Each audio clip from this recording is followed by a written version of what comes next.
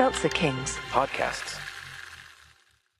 Want to shop Walmart Black Friday deals first? Walmart Plus members get early access to our hottest deals. Join now and get 50% off a 1-year annual membership.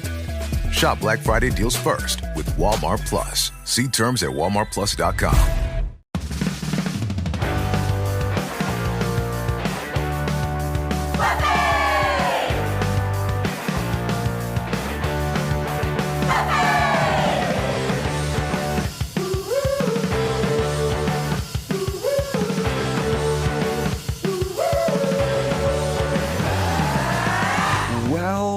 Goodness gracious, everybody.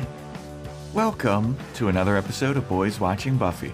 We are just two boys who have watched every episode of Buffy the Vampire Slayer for the first time, and we're giving our overall thoughts on the entire series today. We're your hosts. I am Joe Welke. I am Vance. And yeah, like I said, we're breaking down the entire series today. But before we get into the episode, we got a shout out for Yoga with Joel. Yoga with Joel sent us a lovely gift from the Amazon wish list. Thank you so much. They're currently, or at least were, at the Olympics. Whoa, in Paris. So, thank you so much. If you want to get a shout out, Apple Podcast 5-star rating and review, Spotify 5-star rating, take a screenshot of it, send it in to us, or get us something off that lovely Amazon wish list. Yeah, man. I'm excited to talk about this entire whole series. I've got some questions for you. We didn't do like our usual like Google Analytics poll type thing for this one because I think somebody in Discord hilariously mentioned, like, come on, you got to give us a chance to vote for Once More with Feeling, Hush, and The Body, for which is our favorite episode. Yeah, we're definitely not doing favorite episodes, favorite villains, and all that. You can go back to the recaps, the season recaps for all that breakdown. We'll talk about episodes, we'll talk about moments and stuff, but we're going a little big picture, little free-forming. We're going to rank the seasons at the end. Yes. I feel pretty good about my ranking that I have. I feel good about mine too. Yeah.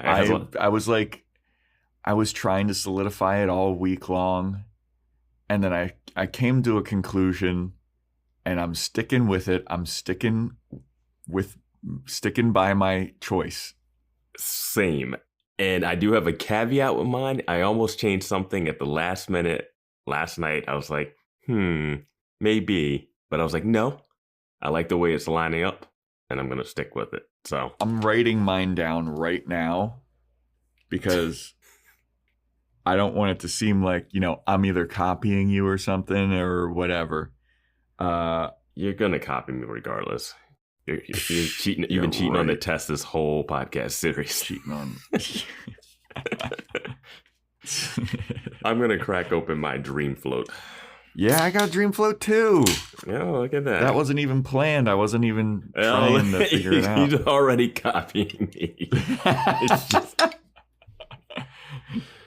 Yeah, man. I was looking at what I had and I was like, dude, I'm gonna be honest with you. That C4 Skittles gets me going. Yes. Speaking of the C4 Skittles, that is what I drank during our review of Trap, which you can find on Patreon. The new Boys Watching Movies movie. Patreon.com/Boys Watching Buffy, where we're doing boys. We're in the middle of, not the middle, but we're into season 5 of Angel. Developments definitely happening in that show. So check that out. And yeah, like Vance said, we reviewed the newest M. Night Shyamalan movie, Trap, starring Josh Hartnett. I loved doing that podcast. Yes, it is a ridiculous movie. We talked about it for at least 2 hours, and afterwards realized we hadn't even touched on a lot of stuff. Me and Joe were texting back and forth about stuff that we've forgotten to talk about. That we have stumbled upon. So it's going to be a lively debate in the Discord once that releases, either this week or next week. Not really sure. exactly when, but it's coming. It's coming. Cool. But all right. How do you want to kick this off, Vance? Because as everybody, I'm the structure king on these things. I am usually like, okay, we break this down scene by scene. We usually do a synopsis of, the Angels episode or whatever. And even on the recaps, I'm out of my element here.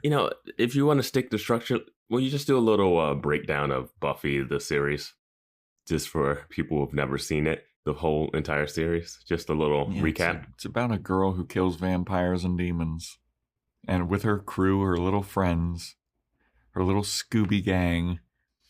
And some of them become even better friends. Some of them become enemies. Some new characters. There's love and loss. And the whole human experience. That's Buffy the Vampire Slayer, everybody. Perfectly summed up. you laugh, you cry, it becomes a part of you. Yeah, I just have moments and stuff, and let's see where to begin. What did you think of the series overall? Let's start with this. Alex on Discord mentioned something, and I think this is a good way to kick it off. He mentioned if we would recommend this series to someone and like why. Like that's paraphrasing, but like would you recommend this series to people? Yeah. I would recommend the series to people. It depending on what person I'm talking to too. I feel the same way. It's person dependent. Yeah, like if I'm talking to somebody like that, Vance somehow avoids these people out here, but these witchy crystal ladies, yeah, they're gonna like Buffy the Vampire Slayer, I think. I hang out with a lot of people that enjoy camp and like kitschy, quirky things. They've all already probably seen Buffy the Vampire Slayer, and if they haven't, I think they'd enjoy it. Now, if I'm talking to like my guy friend that like I watch football with, I don't think he's gonna enjoy it. Yeah, Vance. But you know what I mean? Like, yeah. A guy's guy. Like, I don't think that he would. I think you could sell it on it because of the monsters. Because it definitely has a male audience. It's a female-centric show, but it does have a male audience and followers. And as we can tell just from our Discord and just from people that I've talked to who watch it. Yeah. But it's trickier to see when they got into it. Like, did those guys get into it when they were teens, when they were like early 20s or... Well, who do you think wouldn't be into this? Let's just start with that. Who do you think would not be into this? Because I'm thinking like frat bro, like guys, like, hey, let's get fucking hammered. Like, I don't think they'd dig it. I'm thinking people, one, who would see that it's 7 seasons and already just be like, nope. Yeah, that's already, it's already a commitment of 144 episodes where that person would be like, no, thank you. People that just aren't into like the whole monsters and vampire stuff overall, they're not going to be into this. You got to at least be down for that. Aspect. I mean, that's you have to buy into that kind of goofiness. But even with the goofiness, like the monsters are symbolic of like real life issues. So it's like you're talking about life through the lens of these monsters. But I don't think the people that look at monsters and think it's silly are going to look deep enough to do that. Exactly. Like it's in a way, it's not the same, but it's in a way where you couldn't sell someone on Fast and Furious that likes like serious movies. And you'd be like, oh, this is like super dumb and just entertaining. And they'd be like, oh, God, these fucking characters are stupid. This is stupid. So some people might just already have a wall built up where I'm just not I can't get past that. Yeah, it's kind of like my wall with like Lord of the Rings type stuff, like that kind of fantasy stuff. I just, for whatever reason, I can't get into it. And like Dune. You know what's funny about the Lord of the Rings thing? I recently watched the first Lord of the Rings with my wife who hadn't seen them. And I haven't seen them since they like came out. I don't think I've never like rewatched Lord of the Rings, but I was like, yeah, these are fine movies, whatever. So I'm watching it, and she had watched Game of Thrones. We were watching House of the Dragon, which I'm not the biggest fan of House of the Dragon. Game of Thrones, great start, bad finish. But I was like, oh, why do you watch Game of Thrones, but like Lord of the Rings is like a no? And I was like very curious about what was different about those, like, I think she just doesn't like the fantasy stuff. Even though there's still fantasy elements in Game of Thrones, it's less magic, less wizards, less orc stuff. Yeah. But yeah, very interesting. Yeah. Like wizard stuff is hard for me to get into. And like those, I know that it's like a fantasy land, but those medieval like knights in armor and stuff, like even just like regular knights, medieval stuff, like I can't get into it. I don't know why. So listeners, as you know, this is going to be a rambling free for all of an episode. I would recommend the show to someone that I think would enjoy it, depending on what I knew about the person.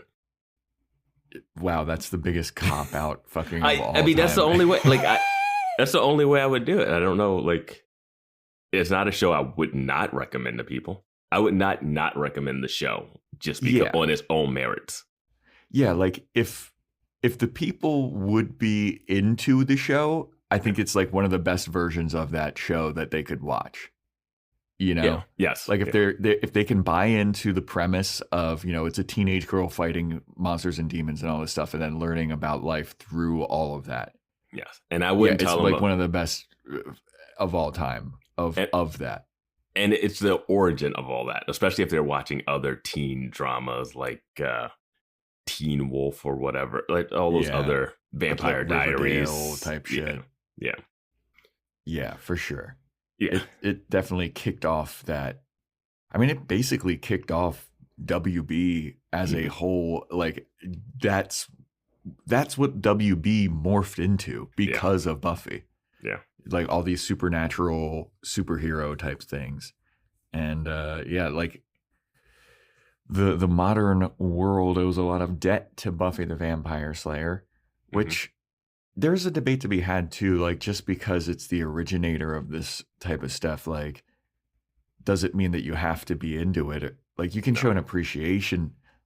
Like for instance, I'm not a big fan of the Beatles, the band, the Beatles. I don't really enjoy them. But I can appreciate that they were like innovators and stuff. And then people will be like, how the fuck can you not be into the Beatles? They started without the Beatles. The bands that you listen to fucking wouldn't even exist and they wouldn't know what to do. I'm like, okay, but that doesn't mean I have to fucking like the Beatles, Yeah. I just hate that argument so much. Yeah. The first is not always the best just because it's the first. The first. Yeah. You need the first evil. The first evil is definitely not the best. That transitions into a thought I had about the first evil. Go for it. You throughout this series have always joked that Amends is the episode no one liked because we weren't the biggest fans of Amends.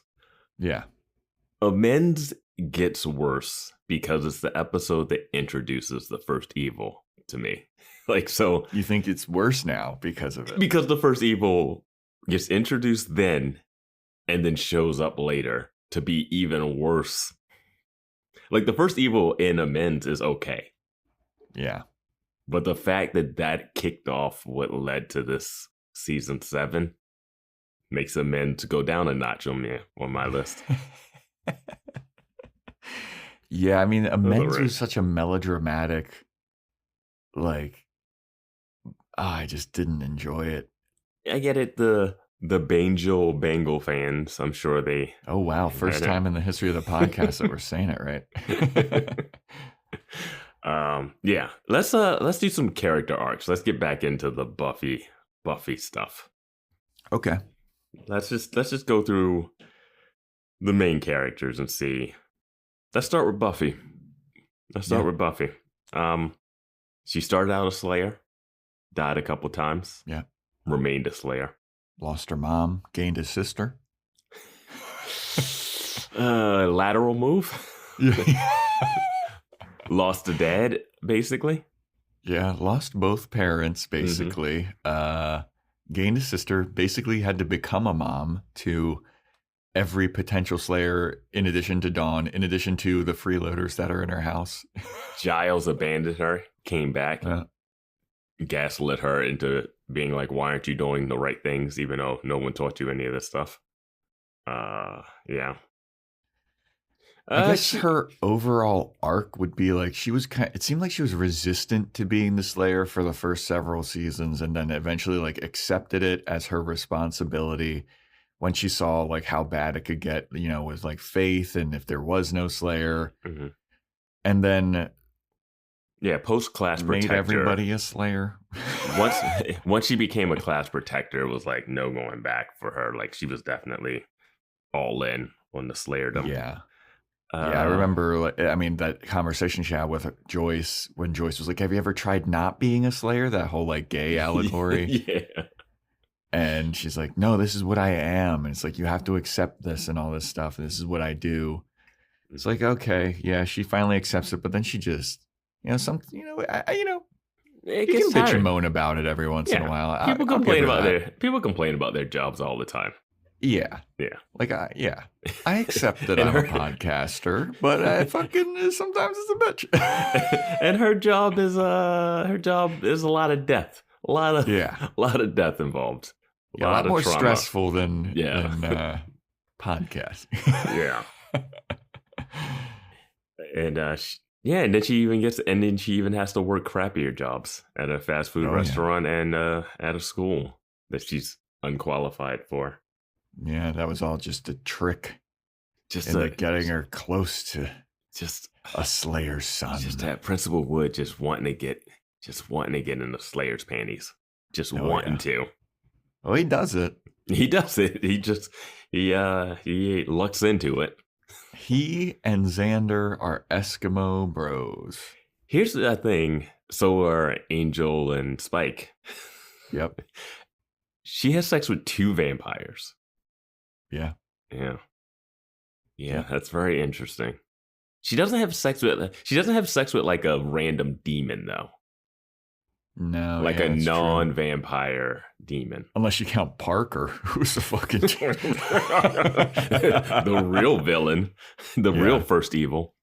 Isn't it just absolutely insane that there's like Team Bangel, Team Buffy, but everyone basically kind of universally is like the one normal, regular human. Everyone is like, fuck that guy. Well, he was the worst.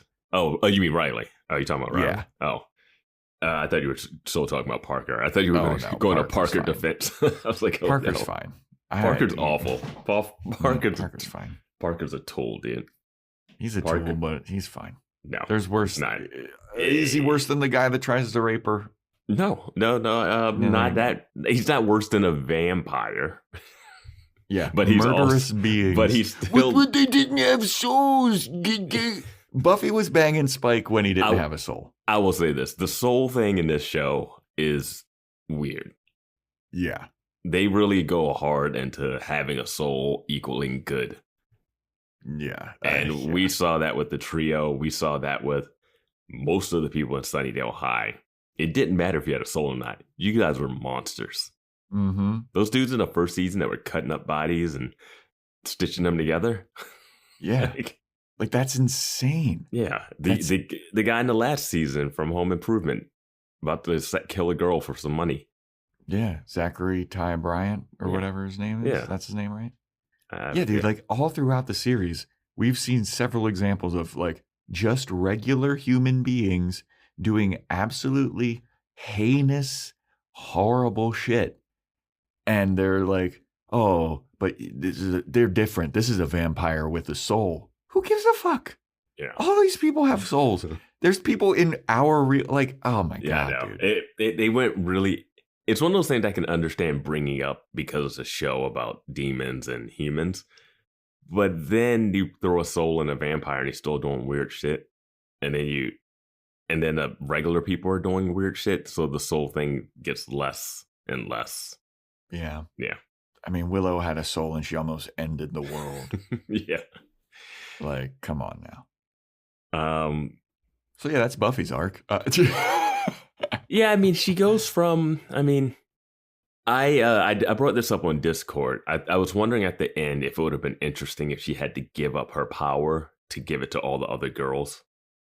Oh, that would have been really interesting. It would have been a sacrifice that wasn't a give up your life sacrifice, but a sacrifice of like, I've had this power, let me give this power to a bunch of other people, and then they can help. Yeah, that would have been themselves. a very, very like Christ-like thing.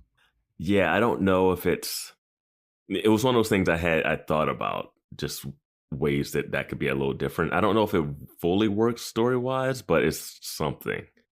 Yeah, I could see that, like her going around, and it's just like the Jesus, like washing the feet.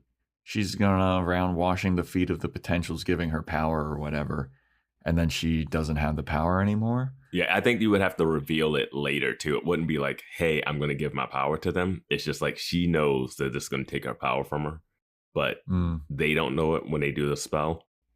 And when they do the spell, like at the end, when they see her, they're like, you're not a Slayer anymore. Willow could say that. And then you're like, oh, Buffy gave up her power so that everyone else could be stronger. It would feel good. Yeah. It would feel like and that would have made her getting stabbed by that guy a lot more impactful too. Yeah, I think you might. I think you might from that, and she's like, I don't even think her shirt's bloody. No, I don't think in this version you wouldn't know that she's not a Slayer at that point. It would would be like at the bus, you would find out. But she wouldn't be able to heal as fast. It would make her. I think she wouldn't get stabbed at that point. I would have to get rid of that because then she would just have to straight up die from that stab wound. But somehow she gets out of it. She would get out of it, and then they would realize that she's not a Slayer anymore, but then she's going to help out or something. And I was thinking about this when I was writing notes, something about helping out Dawn and making Dawn empowered. Because I feel like Dawn gets short shrift through this. And from I'm going to show you the world to like lessons to the end, where I was thinking about this season, Dawn in the Him episode was about to kill herself on the train tracks because she was like, I can't compete with a Slayer. Yeah. Right. And we never really, we have that Xander speech at the end of the season, but we never really get Buffy talking to Dawn and putting her on the same level. You know, like saying, hey, no, you are strong enough as you are type of thing, which I think is always a good message to have in a show where someone's super strong and other people are like, I'm nothing without without these powers. I couldn't do this without you, Dawn. Yeah. And Dawn she doesn't get potential power. She doesn't get Slayer power. So she's still just a regular person. Yeah. But those are just some stuff I thought about. Here's a question for you about Buffy's arc. Mm-hmm. What season of Buffy would you say she's at her peak powers? Like she's the strongest, she's the best Slayer that she's ever been. She's too depressed in season 6. Yeah, season 6. She's too depressed. Season 6 and 1, she's too new. 1, 2, 2 new. She dies like easy in 1. Yeah. 6, she's too depressed. 4, they kind of nerf her because they want her to be a little weaker for the college years. Yeah. I'm thinking 3. I think 3. I don't think 5 because she was too distracted trying to figure out what Dawn's all about. Yeah, figuring out Dawn and her mom shit, like it was a lot. Yeah. So I think 3 when she's going against Faith. Yeah, and the mayor. Yeah. Yeah, I think that's peak Buffy power. Well, what's the argument against 7 then? She too stretched too thin, taking care of all the potentials? Yeah, she gets super powered at the end maybe, but like throughout the season, I don't think she's back recovered from the depression of 6, but it's something about 7 where I guess she's not doing enough or something. I don't know. She's not displaying it that much. Who's the threat? I think the problem is that her threat is something you can't punch most of the season. So yeah. And her planning is not as good as it is in season 3. Yeah, season 3, she was a lot better at delegating stuff too. Like she had people working on different things. Like like, that's what thing that we kept harping on about season 7. Like, I think almost all the previous seasons, she's had people delegating. Mhm. She delegated power to different people, like, especially like you brought up a bunch of times. Season 5's finale, where it's like the perfect Willow's dealing with Glory getting Tara's mind back. Xander comes in with his construction site stuff. Mhm. Spike's doing his stuff. Giles killing Dr. Intern Ben. A Like, scene everyone- a scene that they did record, but he does say it, but they cut it out of the episode. The that episode one where episode, they're trying to kill Spike with Robin Hood. where Buffy said she would let Dawn die. Yeah. I think that's a good delegation of everyone's skills. Like, even in season 3, like, she had Angel cutting people off at the cutting vampires off at the as they're trying to escape. Xander's like leading the student army. I forget what Willow's doing. That is so funny because season 3, she's like, you know what, Angel, I need you to stick around and I want you to hold off this vampire horde. And in season 7, Angel, get the hell out of here. I have my sister and this one-eyed friend hold off these vampires if they come upstairs. Yeah, like the season 7 delegation of... And it's during the day, which you brought up, which is so crazy because they can't go outside, so they can't do anything. Yeah. But yeah, like the delegation at the end of season 7 is just like all of her friends, which is another thing that you brought up. Like, it should have been more focused on the core 4. Mm-hmm. Yeah. All of her friends are just like, hey, just stand guard, wait. They're just regular vampires. There's no specific strategy. Like, obviously Willow helped with the scythe and does the spell that gets all the potentials, their powers and stuff. Yeah. But like, even season 4, like they have when they're getting the first Slayer power, Willow gets out like tarot cards and it's like, we got the heart, and then you put that in front of Xander. We got the mind, put that in front of Giles or whatever. They all have integral parts and complement each other very well. And that delegation gives Buffy the power. And this time it didn't seem like, the togetherness. I get that the togetherness was like the potential Slayers, but like you said, I don't care about the potential Slayers. Like, I care about the characters I've been with since day one. Yeah. I also would have liked a little more from the first Slayer. I felt like there was something more to dig into, like the first Slayer in itself. Like, bring the first Slayer out of Slayer. The desert. It's so bad if they would have brought her to Sunnydale and given her a makeover. That's exactly what would have happened if she landed at Sunnydale 100%. And she would have gone, they would have taken her to work or school or something. Who's your friend? And it's like, it would have been like the Mummy Girl episode almost. Oh, yeah.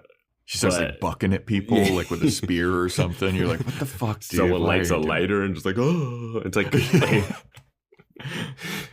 yeah. They take her on that shopping spree to girls just want to have fun. Yeah. It'll be beer bad Buffy version. The caveman Buffy. It's I guess, Buffy's arc is interesting because she grows up throughout the series. For sure. It just feels like a character growing up and going through this stuff, but it doesn't seem like it's not a dramatic arc, which is fine. Also, that's not a complaint. Yeah, I don't think it's a humongous change, but it's a much more realistic to real life change. Like, you see her go through her trials and which is so crazy to think, like, the Vampire Slayer, it's real life. But like, you see her trials and tribulations. She deals with stuff that people in the real world deal with, like, getting, played by a fuckboy and your mom dying and shit like that. I have listened to 2 episodes of a Buffy podcast since we have finished this. And the episodes I listened to were Gingerbread and Beer Bad. And Beer Bad was interesting to hear him talk about the Parker stuff because, she had to go through that fuckboy thing because that was like her rite of passage into, like, the girls on the podcast were like, we've all been through this kind of thing before, right? Yeah. And they just kind of had to put that in there. Also, that was the first guy she slept with that had a pulse. Yep. So, of course she got attached to him. Yeah. That whole having a pulse thing. The whole having a pulse thing. I don't know if Buffy's into that though. Chicks can't resist it. There's a lot of YouTube bro videos like, hey man, if you want to get a girl, you gotta have a pulse, okay? Yeah. This is what you do, right? Don't be undead, all right? Girls don't like an undead bro. Yeah. Yeah, and like, then she went, I mean, Riley. Well, let's do this. I did have this on my list. Ranking Buffy's boyfriends. Ooh, and her relationships. Ranking Buffy's boyfriends, all right. And I also wrote ranking Willow's relationships. But we'll get in. We'll go through these character arcs. This will bring us through some stuff. But let's do Buffy's relationships. We got Angel. We got Spike, we got Riley. Are we counting like the one-off ones? Yeah, let's go. It was like the boy, that one date that she had with that boy in the first scene, Owen. Owen, the guy that was like obsessed with dead bodies. I wonder if he's still alive. I wonder what he's up to. No, he's definitely dead. He like walked into one of those vampire crack dens and was like, whoa, cool. And just got eaten. That'd be so funny if he was sitting on the couch next to Riley when Riley was in the suck job place. God. I mean, they're very good about bringing people back to just do like random bullshit. Yeah. But we got Scott Hope, who we found out later was gay. Yeah. Scott Hope's at the top. I don't think he's at the top. He's at the top, dude. He broke up with her, claimed that she was gay, and then later it was outed himself. Like, no, dude, that's boss material right there. God. I was just kidding. I'm just kidding. People can't tell sometimes, Joe. I know. That's why I can't clarify a bunch. All right. So we got Scott Hope, Riley. Spike. Who else did she date? Robin Wood? Yeah, that was the date. That was a date. Yeah. Is that it? Is that all? Was she crushing? Wasn't she crushing on someone else at one point? The jacket guy? Someone's screaming at the podcast right now. I know. I'm surprised, remembering Owen, like we might be missing somebody, but we remembered Owen. That's a deep pull. I remember Owen for a specific reason, which people who stick around for the end of this episode might find out. The full end of this episode. But yeah, I'm pretty sure that's it though. There might have been some other guys that she kind of liked throughout, but not anyone that she actually had like full on. Oh no, there was that guy that came to their house and then they all got trapped in the house. It was that blonde-haired guy had a red shirt. But she didn't really. Did she like him, or was she? Because that was like a setup. That was when she was hooking up with Spike, and he was there. Yeah, it was a setup, and that's who Spike was jealous of. Yeah. Yeah, but I don't think I wouldn't count him. What was that guy's name? Was it Rick? I don't know. You know who I was going to bring up from that episode is the girl that's friends with Clem. Yes, Sophie. Yeah, Sophie. We needed more of her because as much as I love Clem, Buffy needed a friend that was outside. She needed a female friend that was outside of the Scooby group that she could have just talked shit to and like bounce ideas off of and just like vent it to. Buffy doesn't have anybody to vent to. The person she vents to is Willow, and Willow is the cause of most of her problems. Well, she did vent to Tara a couple times, and Tara was a great listener. Yeah, but you can't vent to your live-in friend's girlfriend. Yeah, openly. You couldn't really bitch about Willow to Tara. Yeah. It's just, you needed like Sophie. You needed Sophie to just be like a friend that she could talk to. I'm happy Sophie got away because maybe she's alive because being close to Scoobies is scary. But I thought Sophie could have been cool for a couple more episodes. All right. So I think we've got the boyfriends. I won't even say boyfriends. Love interests. Yeah. Riley's top of the list for me. I mean, as a person that's alive, he had problems. He definitely did some bad shit he did some questionable stuff at the end. He didn't handle his insecurities as well. But throughout the next couple seasons, Buffy keeps being like, I never let people in, and takes the blame for all of it herself. Yeah. So, yeah, I mean, a lot of the argument, like, people don't like Riley because he's boring. yeah, I don't think the chemistry was there. I mean, we admitted that. I tried to give him the benefit of the doubt, but there was a dearth of, I was like, how is any scene that Spike just walks in and he's like so much more chemistry? Anybody had more chemistry. It's not even that. Because Riley had chemistry with the other characters. Riley and Willow almost hooking up, or could have hooked up, and I would have been like, yeah, I buy that. Yeah, like, I just don't get how they didn't mesh well. I'm going to take a stab and be like, this was Riley's first, this was the actor Mark Blucas's first, like, real acting job, right? Mm-hmm. And this show had been on for 3 seasons. Buffy was pretty popular. And I think acting alongside the lead of a show, the pressure could have been something where it's like, and every time he had to do scenes with Buffy, it was a lot more bigger and emotional, and he had to have another layer of acting towards it. So I think maybe that could have been it. Maybe it was just like, he's trying too hard in those scenes, or he's like feeling the pressure of like, I'm in a scene with Sarah Michelle Gellar, Buffy. Like, this is important. Like, this isn't getting cut. This isn't getting cut out of the episode or anything. Like, well, because I'm trying to think back, like, to the initial teases of who Riley was, like, before Buffy and Riley started dating. Like, he was just a guy, the TA for Maggie Walsh, which crazy. Yeah. But I feel like the mystery of him, because I'm going to be frank, like, I don't think David Boreanaz is like the best actor of all time, but he came into the series with a little bit of mystery to him, which I think benefited him and allowed him to grow into his acting chops, whereas Riley didn't have that time. But you don't really need that much time for me. Like, most rom-coms are an hour and a half.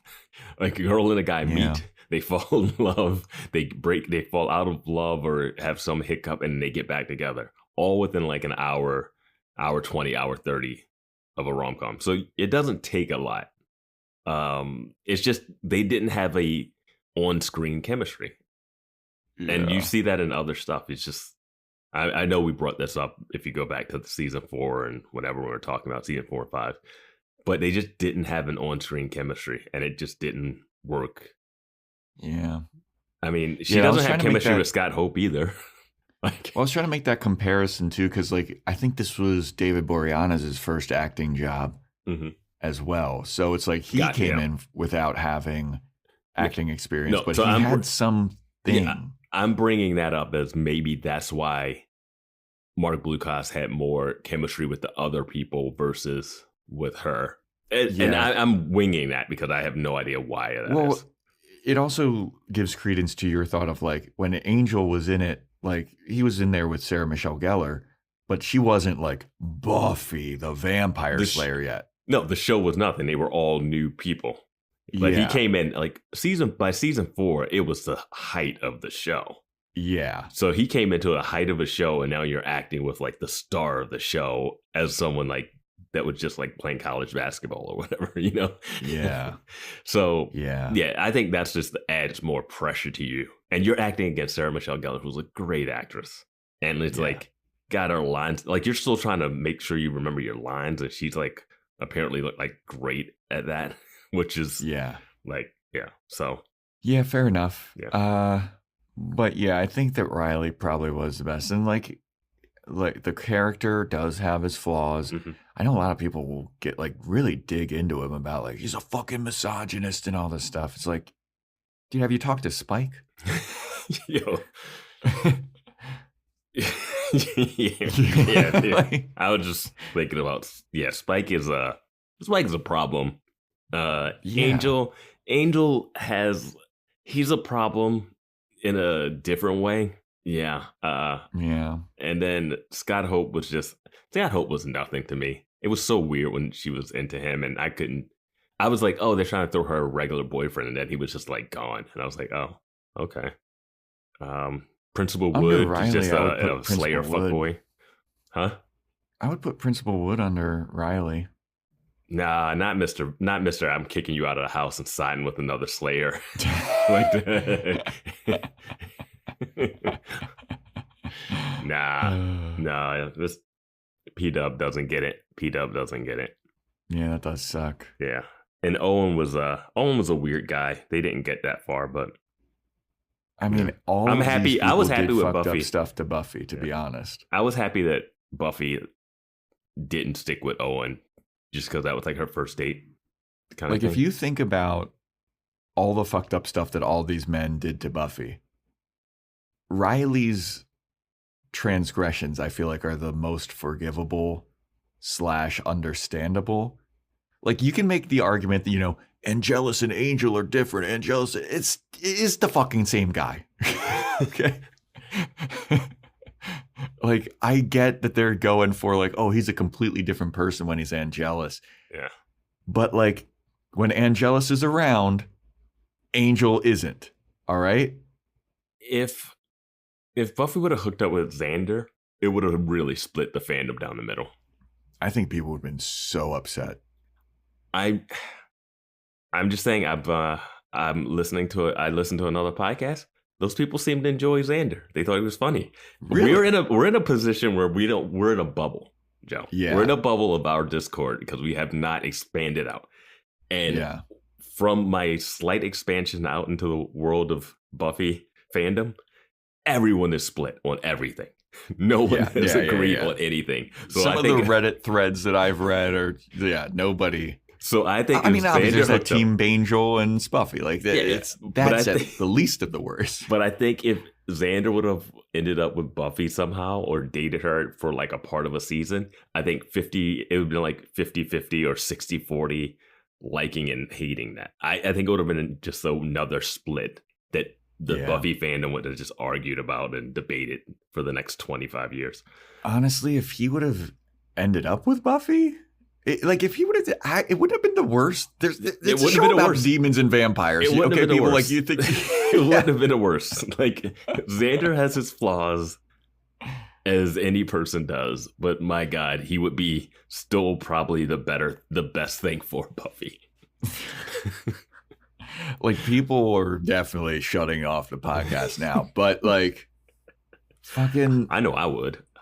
Everybody's talking about like, oh, well, this person had these flaws. Like, hey, nincompoop, that's everybody. Everybody's got flaws. Everybody's been a vampire that's eaten their parents before. Come on. Oh man, I mean, we've done such a bad job of ranking these boyfriends, but I guess more talking about them. I mean, we don't. Have to, I think Riley's still the best option of what she had, just based off of what she has. That's it. That's what I was getting to. Like, the transgressions, Riley's, I feel like, are the least egregious. Maybe Scott Hope saying that she's a lesbian, like, whatever. Scott Hope saying that was a real weird. Parker being a fuckboy, that's some normal human shit. But Parker's Angel she was never going to date Parker. Yeah, Angel and Spike are problems. They're problems, dude. Like, Angel killed Giles' girlfriend. Angelus killed. Sorry. And we know what Spike did. Yeah. Like, I don't. But they're hot, Joe. They're hot. Yeah. Dude, young David Boreanaz, smoke show. Yeah. Spike, I mean, I get it, I guess. He's just very bony. He's got the hollow cheekbones. Talking about someone being bony? Yeah, I know. Like, what are you doing? What a. I know. He's a very angular human, much like myself. Hot calling the kettle black. If anything, you should be defending the bony face. Yeah. My God. I don't know. He's bony in a way I don't enjoy. Dude, I just can't even get over Vance, who do you think is her hottest boyfriend? Vance, who's her hottest boyfriend? Vance? I always get on you when you judge people's looks, and then you're judging someone's looks that could be related directly to yourself. And you're being dude, harsh. that's everybody was saying that I look like that pommel horse guy. And it made me feel so bad because I think that guy is so ugly. I was like, no. Yeah. Who do you think is Buffy's hottest boyfriend? Just physical features alone, Vance. I'm forcing this question on you. I'll go Boreanaz, I guess. I don't think Mark Lucas is terrible looking either. Yeah. I'm going to say Parker. Parker was hot as fuck. He had great eyebrows. I think the eyebrows actually throw me off. You know what Parker has? He has like almost like a feminine quality look. And that's what most like when you think about like, oh my God, that guy's like incredible looking. They always have like almost a feminine feature to him, you know? Yeah. Fair.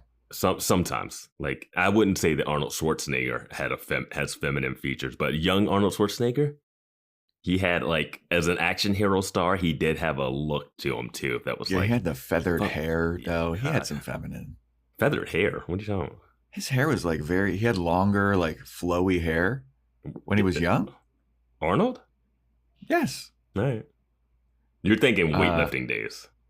Yeah, that's what I'm saying. Not acting. He's got days. long, like shaggy hair, but not like in what movie? Like not in his movies, right? I think in Conan the Barbarian. Yeah, but outside, that's like his wig.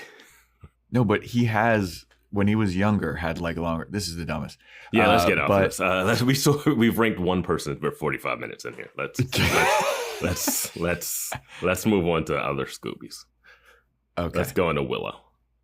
Are we talking about her boyfriends or just her? We're going her arc. Her arc is maybe one of the wildest. Yes.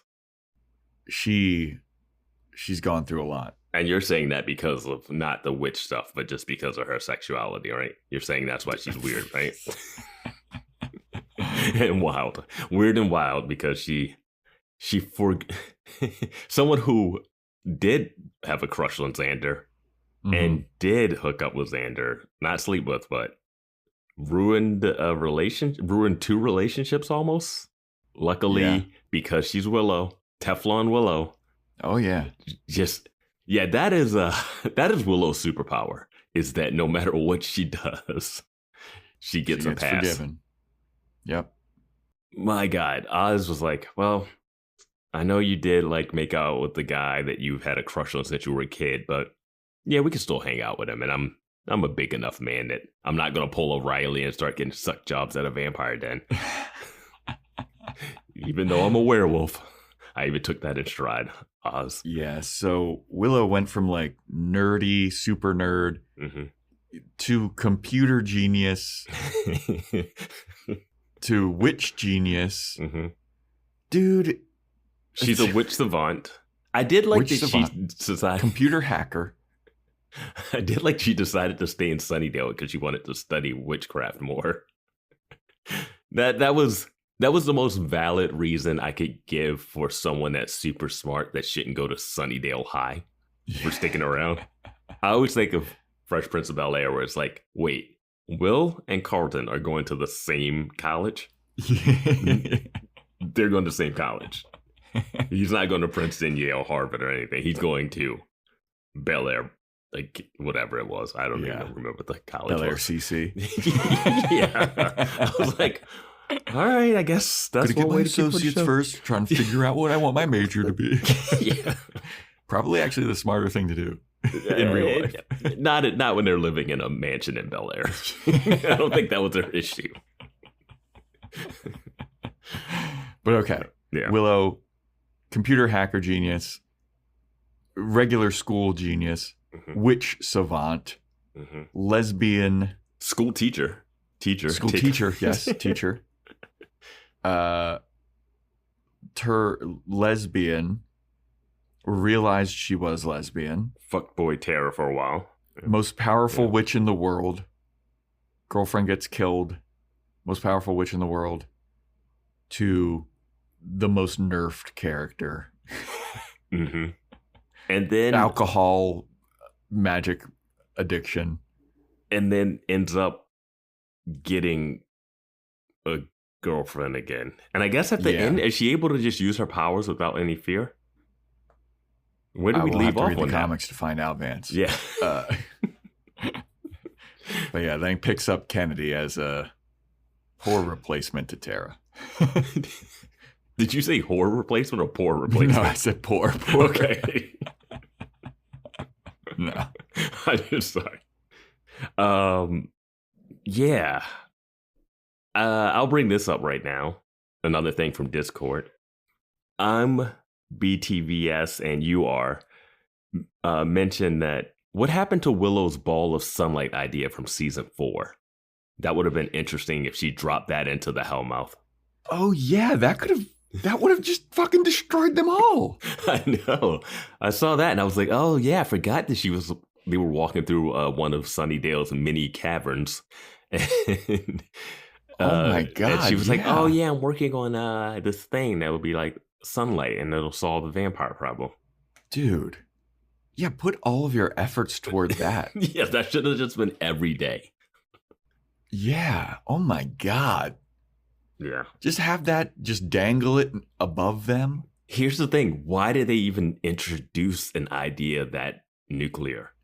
Dude, Vance, there's so many ideas introduced that, why couldn't they have brought this? Why couldn't they have brought that? Like the bazooka. Like we saw the bazooka several times in this series. Yeah. Bring the bazooka to the Hellmouth, bro. Like the Turok Han. Dude, if that bazooka took care of the judge, which no weapon forged could fucking defeat. I don't know how they would do this, but if all of a sudden all the potentials just like cranked up bazookas on their shoulders. Dude, I know that would have been ridiculous and kind of defeated the purpose and like would have been very B action movie, but that would have been hilarious. I would have threw my suspension of disbelief, just like, yeah, fine, let's go for it. It's just like that would have been awesome. Yeah. And then Spike Sarah like with the amulet, and they're like, I guess it doesn't really need to do anything with that. That would have been disappointing and interesting if he would have been like, this thing didn't work, take it off and throw it down. That would have been kind of funny, but also we would have ripped it apart for being weird. Yeah. So Willow I think has the craziest character arc of all the characters in general, and that's like Buffy's is a simple steady up and down and getting to like where she is. I think it's a steady flow. She's gone through life's problems. Yes. As much as you can say that for a vampire slayer. I mean, we had Vamp Willow, like she had Buffy died twice, but man, but that's just whatever. She's died twice. She's gone to hell. She's gone to heaven. That's perhaps the craziest shit. Her fighting her way out of heaven out of hell in one episode was really interesting. But again, let's Willow. I just I don't love the way that Amy the Rat thing ended with her, because I thought we could have really had a nice witch off at the end. Somebody said there's a comic about that. Okay, cool. I'm glad that my resentment about the comics is like passed on to you. I don't want to watch like drawn images of Allison Hannigan and I forget the actress who played Amy the Rat. Like, I don't want to see the drawn versions in a comic. I want to see them fight on screen. I want to see them go to the bronze, and instead of fighting and turning everybody into whatever, I want to see them fight each other with magic. That should have been just an episode this season. Just cut out a couple of the Hitman Anya arcs and whatever, and then just let's go. Let's have them fight it out. That's it. Or have them team up.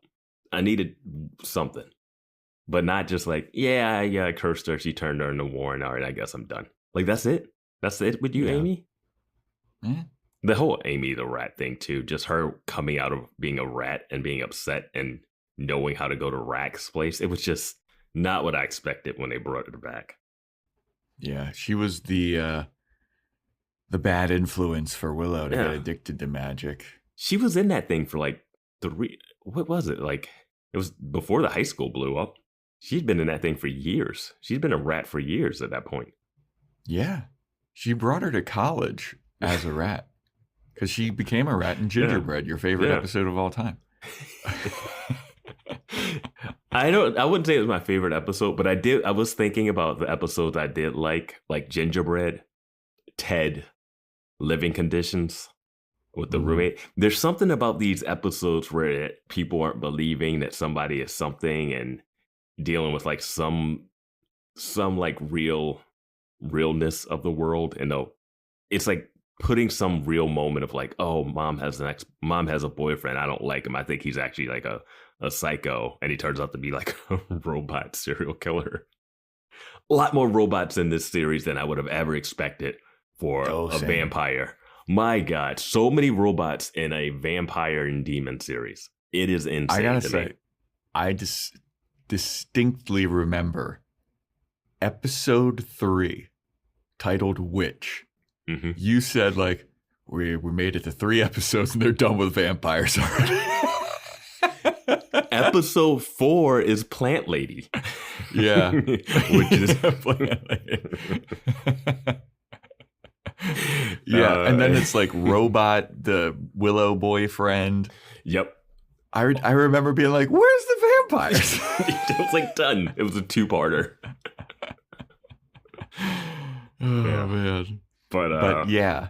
Willow. Yeah, I mean, I don't think there's much more to say about Willow, really. It's such an interesting Yeah, I think that the only arguable biggest changes in a character would be Spike.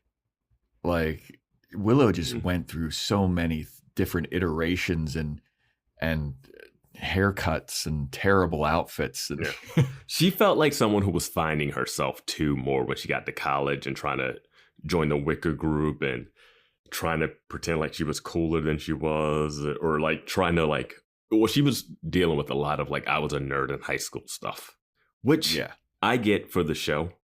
Doesn't make a lot of sense when you actually break down that Buffy came in her sophomore year and they spent the last 3 seasons with Buffy.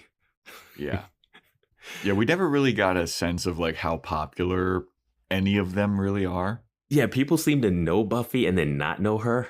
And then at the end, everyone knew her and thanked her for saving them all. Well, like they treated Buffy like she wasn't attractive at all. Or just like... Yeah.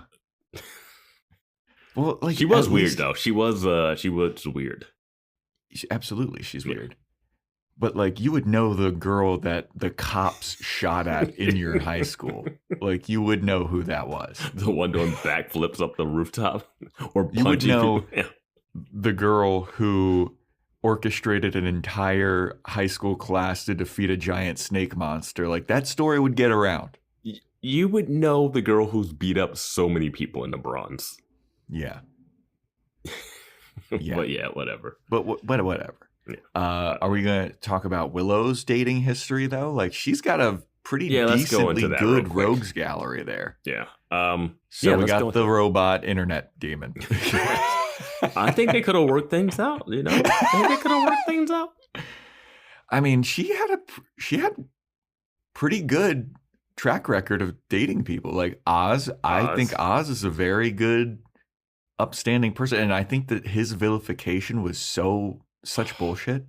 Yeah, the Veruca thing is tough because he couldn't help if you're going to separate Angelus from Angel, you got to separate Werewolf Oz from Oz. Yeah. That's all I'm saying. Well, I don't even know because I haven't dove into the fandom. I don't know if people were mad at Oz for the Veruca thing. I don't know exactly what that was. I think they probably were because Willow is just like, just such a sweetie pie. And she always is, Willow was cheating on Oz.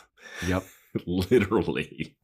Yep. Not in a werewolf form, not in a soulless, not in a crazed witch daze. Xander. She was Willow Rosenberg Baum. Berg, I think. I don't know. She's Jewish. One of those. That is Joe Welke. Stein. Rosenwitz. Yeah. Yeah, I mean, we learned about putting rocks on graves. Yeah, that is a lesson that we did learn. That is something we learned, yeah. Did not know about that. That doesn't seem... I haven't seen that in media. That's why it was shocking. I've watched a ton of things. I watched all of Seinfeld. Watched all of Curb Your Enthusiasm, and I had never once. There's tons of funerals and stuff in those. But I don't know. I'd have to dive deeper in to see if people were actually... But I feel like because it's Willow... Well, yeah, I would like to find out what the thought process was at the time. And, you know, Discord, you can let us know. You guys were you guys were in it. Yeah. What was the thought process what was the instant reaction of Willow cheating on Oz and then Oz with Veruca? They probably blamed it on Xander, to be honest with you. I don't know. I think Xander has some defenders out there. I don't know. But Xander wasn't right either at that one. Yeah, no, he wasn't. All right, so we got Oz, Tara, which perhaps the greatest, like most understanding character, even though, you know, you give a bunch of shit to Riley for being boring, but let's be honest. Tara's pretty fucking boring. No, Tara was basically just like the character, that like boyfriend that you give to, or the girlfriend that you give to your hero, just so that they can just be off and then they have to have a reaction to, and you don't really give them things to do. You don't give them character. It was just, she was just there. She was just an object. Yep. And then and then they tried to make her have her own agency where she was bonding with Buffy a little bit, bonding with Dawn. But then they were like, yeah, you're just here to be the catalyst for the season. She's like the most understanding human being to ever grace the planet. I liked when she left Willow. I was happy about that. Yeah. Yeah, we were like, don't go back. And she went back and look what happened to her. I know. People again, listen to the boys. Yeah. Get away from the Scoobies. But Tara, inarguably, like, just one of the nicest, most understanding people. Like, and Willow can pick 'em. Completely traumatized by her parents. Oh, yeah. Then, I mean, you could throw Xander in there.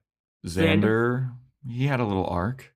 Yeah, I mean, I liked how their relationship panned out. Yeah, I think they were better friends. Yeah. So I would probably rank it like Tara. Oh, but then you have to throw Kennedy in there too. Kennedy. Kennedy. Yeah, Kennedy. I'm gonna say, it's tough. Oz or Tara. Yeah, Tara is a coin flip. That's 1A, 1B. I'm gonna go Tara above Oz though. They had more. Yeah, they both were her first two, really. Yeah. Yeah. Tara and Oz, I think they're 1A, 1B. Yeah. Yeah, they're very close for me. Mm-hmm. And then a bigger step back, Xander, and then a bigger step back, Kennedy. Mm-hmm. And Xander just like, they made out a couple times that it's not really anything. You know what? Maybe Kennedy is more of a relationship. Under Kennedy. Yeah, Kennedy's more of a relationship than Xander. Yeah, I would put Kennedy above Xander because the whole. Did Willow have anybody else that she like? Morlock or whatever his name is. I mean, Murdoch. She never hooked up with Giles that we saw on screen, but there might be a comic about it. Yeah, I would put Xander below Kennedy because at least Kennedy, relationship. Yeah. Well, I mean, even if it came into something else, like the whole reason why that got together is just like on bad faith. What? They were both cheating on their partners. Like that's not good. Yeah. At least Kennedy, just strolled up and was like, "I'm sleeping with you," and Willow was like, "All right, true." Yeah, I'm the most powerful witch in the world, but I can't say no to this. Can't say no to a potential. All right, who else we got? We got Xander. Yeah, let's do Xander. Career-wise, he did great for someone who the best out of any of them. Like, I was listening to that Beer Bad episode, and that was one of the ones where he was just like the person that wasn't going to college, just stuck around in town, was getting shit on for that, just was aimless. He said he was going to go on a road trip, but he ended up becoming a stripper. And I forgot about that. Yeah, it looked a little bleak for him, like his post high school years. He didn't know what he was going to do. He had terrible family situations, which we heard about. Never really. This show did not care about showing the parents that much, like at all. And it's fine. It's like Charlie Brown. They might as well just been off screen. Like Gingerbread is when we see Willow's mom, and I think that's the last time, really. Yeah. So we do see Xander's parents at the wedding. His dad is a monster at the wedding. Yeah. Completely different guy than the one that we see in Xander's dream sequence. But Xander had a pretty wild road too. And he had a glow up of a construction job. Like, I mean, I think because people die so often, He climbed that construction ladder real quick, dude. My best friend is an electrician, and I think he did like 5 years of like apprenticeship for that. Yeah, I was gonna say you have to be an apprentice for a long time. Here they were like, "Yeah, we want you to manage your own site. Here's your team." Hey, you 22-year-old, go boss these people that were lucky to live past 30 in Sunnydale. But I mean, he was like a nerd dork potentially in high school, but then also jock of the swim team. But like everyone thinks he's ugly, but he's like pretty good looking and in shape. He had an interesting, like, it was hard to tell if he was where his status was. We talked about this enough, but like his status in high school was very fluctuating depending on the situation. He wasn't one of the cool kids, but he also wasn't one of the like pushed around full bullies. He did get bullied a little bit by what's that Larry. guy's name? Yeah. But then Larry outed himself to him, and then they were kind of cool after Halloween. After a Halloween episode. But it's interesting that he started dating Cordelia, who was like the most popular girl in high school, and it didn't raise his status like whatsoever. It just lowered her. Like he's an albatross, dude. Harmony was not having that. Yeah, he completely tanked her. No, but I like will financially, one of the most successful Scoobs got his own place. Got his own place. Got a chance to move out of his the basement, which I like the basement, but you know, whatever. Yeah, I think he's one of the more loyal friends of it. I don't think he ever tried to challenge Buffy's power or her leadership. He would push back against Giles just in there like funny. I loved how him and Giles hated each other. They had like such a fun hatred for each other. But like he still went along with all the plans. Like he was a real one at that time. Like, and Willow had some moments where she stood up for Buffy all the time, but like she always kind of resented not being the one in charge, which would come out when she was a witch and stuff. But Xander being a male figure in this world with not a lot of male friends in this 90s world, this early 2000s, plus also Sunnydale, which is like the most chauvinistic place in the world in this show. Like, I feel like 60% of the guys in this town were rapists. The high school was full of like awful people. And Xander somehow coming from a bad childhood, bad parents and stuff, you know, like people give Faith a little, oh, she had a rough upbringing. That's why she's all rough around the edges. Xander had a rough, he came from an abusive household too. And he didn't fall into the trappings of what you would expect for like a guy like him. Xander on Christmas would sleep outside in a tent. In a place where vampires kill people. Yeah. That's insane. He was taking his chances to sleep outside. Yeah. Where a vampire... That guy is going to have some problems. And I think that the problems that he does have are minimal. We don't know the invitation rules for tents, you know, but I think they might be able to come in. I don't know. But he also hooked up with like, or at least went on dates with a lot of hotties. I mean, yeah, they had to throw that. I mean, Mummy Girl, I think, is his best. If she wasn't a babe.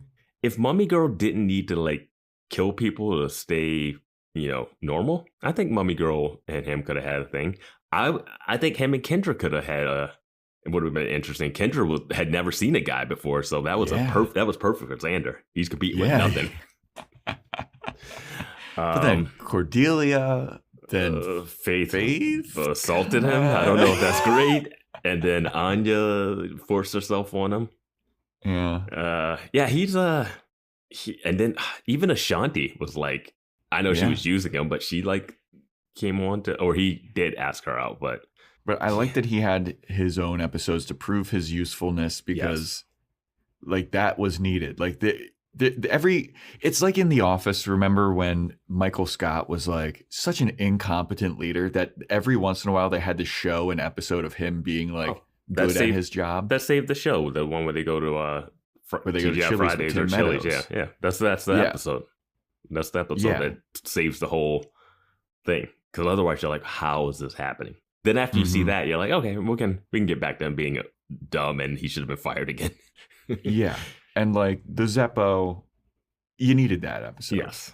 To show his courageousness and even the speech that he gives to Dawn. Like, it's like, yeah, man, I'm in it with you.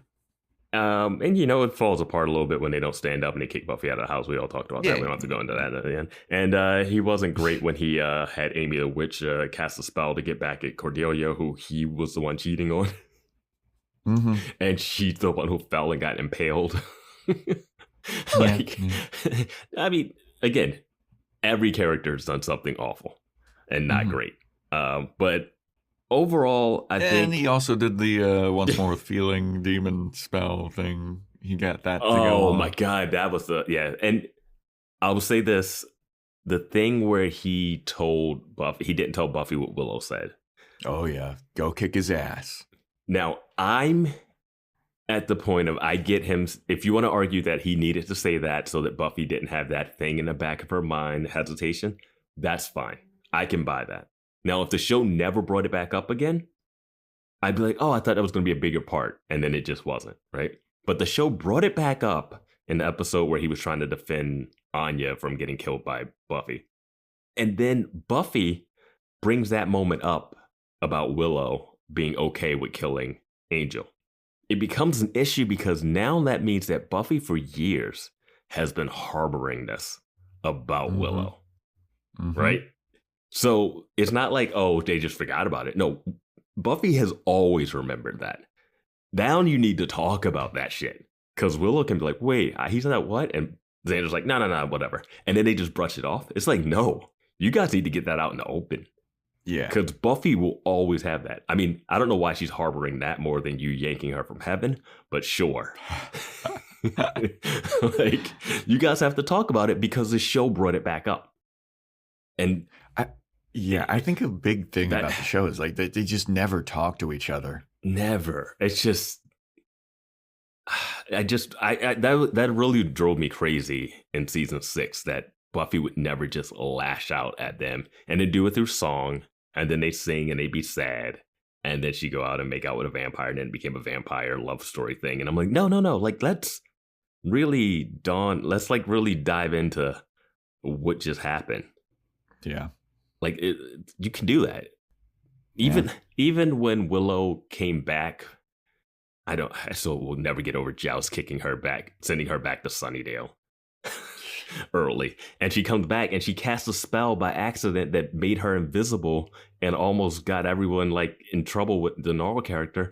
And then Buffy's like, yeah, say welcome back, blah, blah, blah. I was like, nah, man.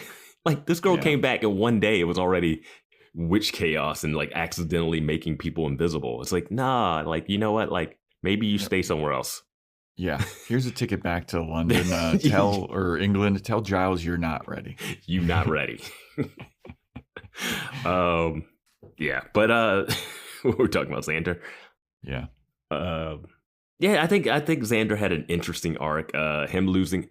I will say this. Xander never got a superpower throughout the whole series, and I couldn't believe that. That is, I think I predicted that like 2 seasons in a row that he would eventually get a superpower for at least a little bit. He would ask Willow for it. He would stumble upon something. He would grab a scepter. He couldn't even wear the hem jacket. Yeah. He could. Dude, I mean, even Giles got the power of the coven for the end of season exactly. 6. Man, yeah. Yeah. And Giles would turn into a demon by Ethan Rain. Oh, yeah, that's true. But Xander did get syphilis. Yes, he got cursed by the native spirits. Well, I mean, Xander got a chance to, not with his free will, sleep with a Slayer, sleep with a vengeance demon, make out with the top cheerleader in Cordelia, make out with one of the most powerful a girl who would become one of the most powerful witches in the world. Yep. Lost his virginity to a rogue evil Slayer. Like, I mean, for him, man, he had that thing taken from him. Yeah, like that.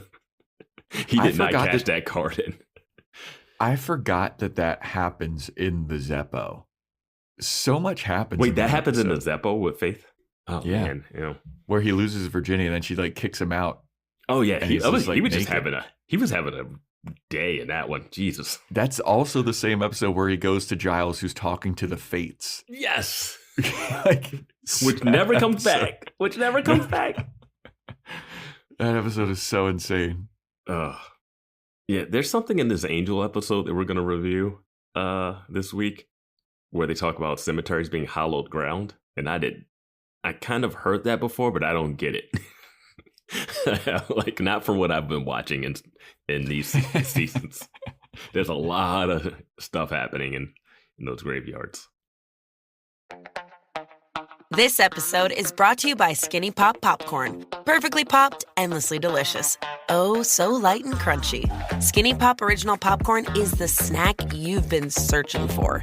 Made with just 3 simple ingredients: popcorn kernels, sunflower oil, and salt. Snacking never felt or tasted so good. Perfectly popped, endlessly delicious. Give yourself permission to snack and pick up Skinny Pop Original Popcorn today.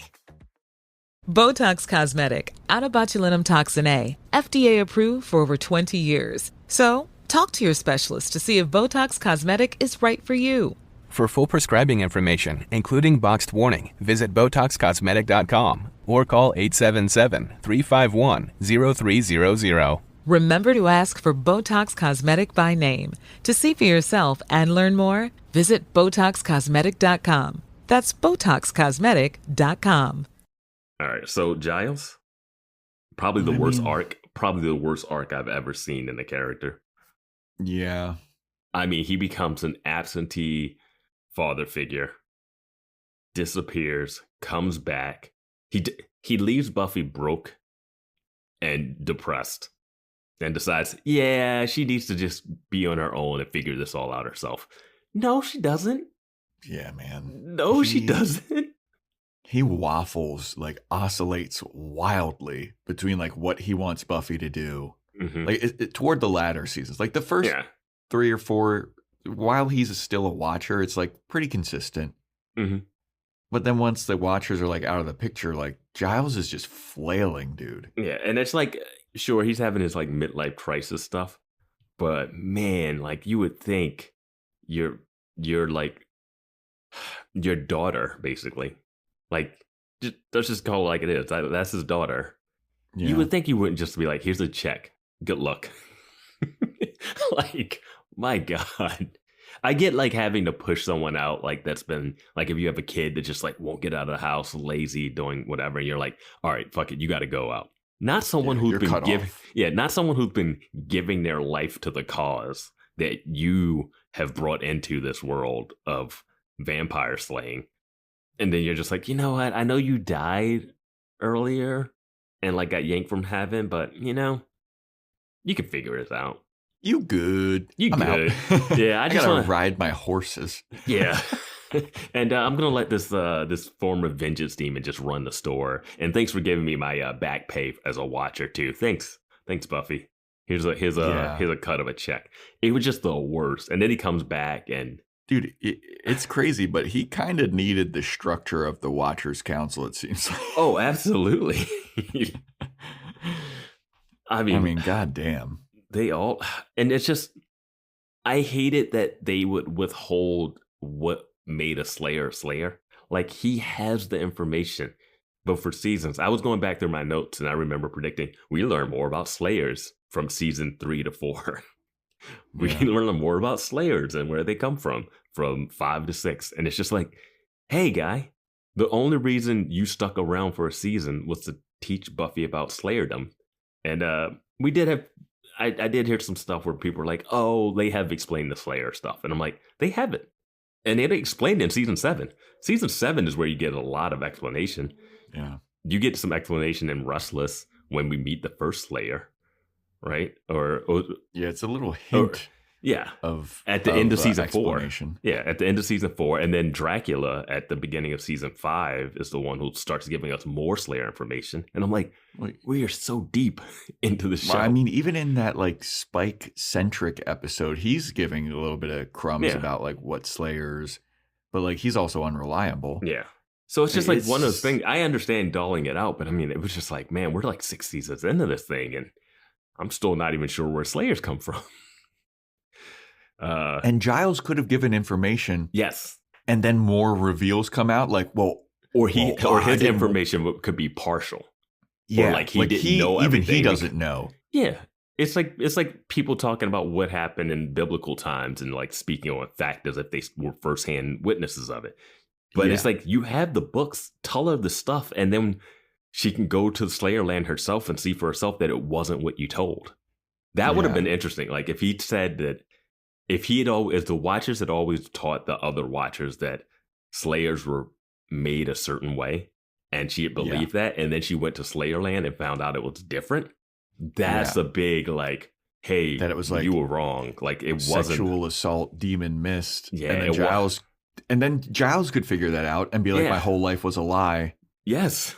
Like just something. I feel like they were just like, they could have dulled out the information a different way. But I didn't. I agree. Giles at the end was just like a little too.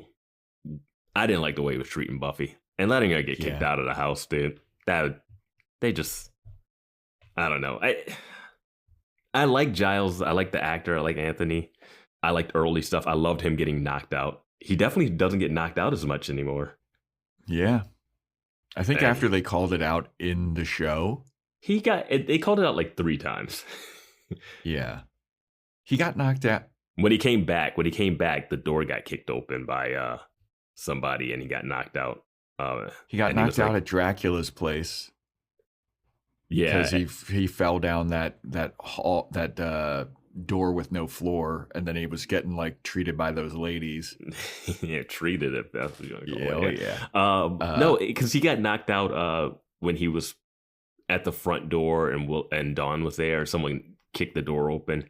It was when Buffy was back and she was broke, and he was in the living room towards the end. He was like, "Hey, back in Sunnydale, I'm knocked out already." Well, he also got knocked out when he was fighting Willow with the Coven power. Yeah, I don't really count that as much. Did he get knocked out at all in season 7? I don't think so. I don't think so. He was too busy taking flights to China to pick up young girls. Yeah, too busy maybe being the first evil. Too busy disappearing and then coming back and being like, yeah, that trip wasn't to get potentials. It was to get this little thing for Spike. And it's like, you didn't tell her where you were going? Like, what's going on in season 7? Willow's like, hey, I got to disappear for 2 days. Buffy's like, sure. John's like, yeah, I got to disappear for a couple days. Yeah, no problem. Yeah. We're on the ticking clock for some reason. I think people already know where season 7 is going to rank. Oh man, I like Giles with Ethan Rayne, and I wish we had more Ethan Rayne.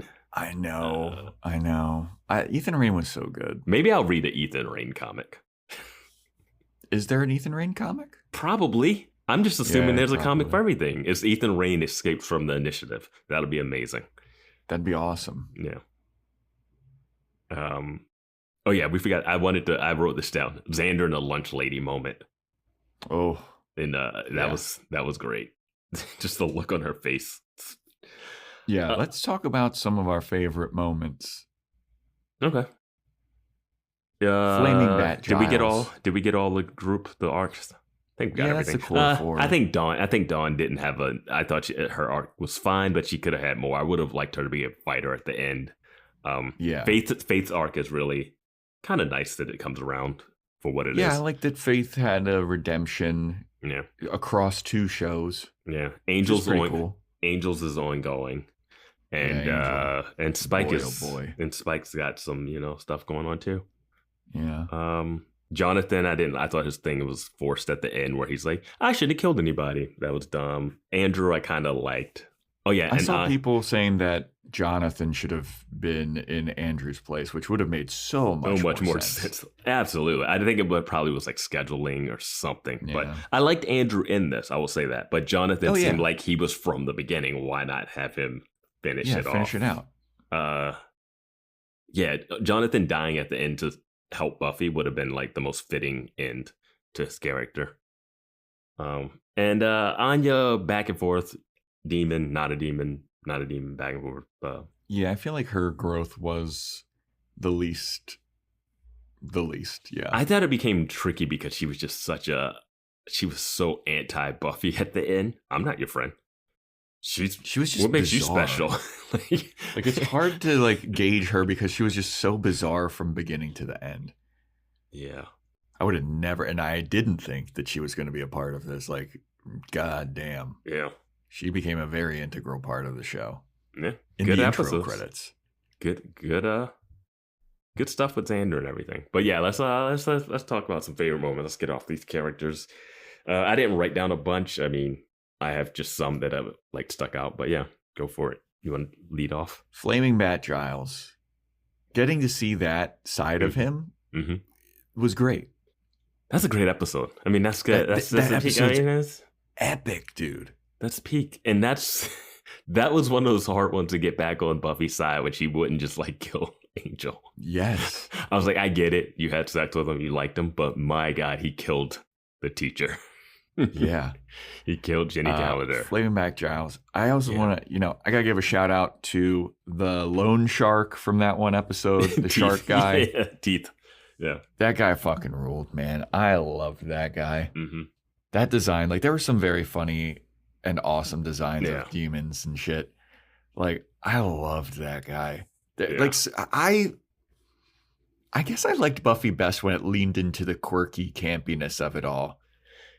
I mean, that's one that was just fun. But again, some of our favorite episodes, some of the best episodes deal with more serious stuff and it's more a little grounded. But it also is funny that, again, I said this show works best when they can balance the tone. And it's not a thing. It's not an easy thing to do. And they do a good job when they nail it, they nail it. Yeah. Yeah, man. I mean, those are great. I'm jacking in. I mean, Principal Snyder, I got to give a shout out to. Snyder ruled. Snyder, got to shout out the mayor. Got to shout out Mr. Trick. Mr. Trick, man. Band candy stuff, man. Oh, I know that I did. I think somebody in Discord like posted like Buffy trivia or something. I did one of them. You nerd. Yeah, because I was like, whatever. I got some time. I'll just do it. Whatever. And the one was like, can you name all these characters that were in Buffy for significant multiple episodes that were never in the intro credits? And it was insane to me to see how few episodes Caleb was in the show. He was only in it for 5 episodes. I thought it was 4. Yeah. But then you see who else was when you see who else was in the show more than him, you're just like, good Lord. This is the quote unquote kind of big bad of season 7, to end it all. And the dude was only in it for 5 episodes. Yeah, I mean, I wouldn't have been shocked by that because I just remember him showing up super late that season. But Mr. Trick was fucking awesome. Mr. Trick is probably only in 4 episodes. I think he was in 6. He was in more than Caleb or just as much. Yeah. But a favorite moment of Mr. Trick was when he gathered for Slayer Fest, all those separate demons. And he's walking around. He's like, you cowboy, you thing. And then there's that guy with the spikes on the head. And he goes, and whatever the hell you're supposed to be. And then that guy's like, I'm Gorlock from the planet blah, blah, blah. And then Mr. Trick's like, yeah, okay, whatever. Yeah, so good. I just liked him and Ethan Rain teaming up. And Mr. Trick being like, Ethan Rain is... Wait, who killed... Did Mr. Trick kill someone or did Ethan Rain... I think Mr. Trick might have killed someone on the assembly line at the chocolate place. There was something... Yeah. Yeah, and Ethan Rain's like, geez, all right, guy. I mean, that moment when Band Candy Giles jumps up and pumps his fist when Buffy hits Ethan Rain. I have that GIF saved in my phone. After Buffy punches Ethan Rain, he's like, yes! Yeah. Loved that. Yeah. Just some fun stuff. Let me see.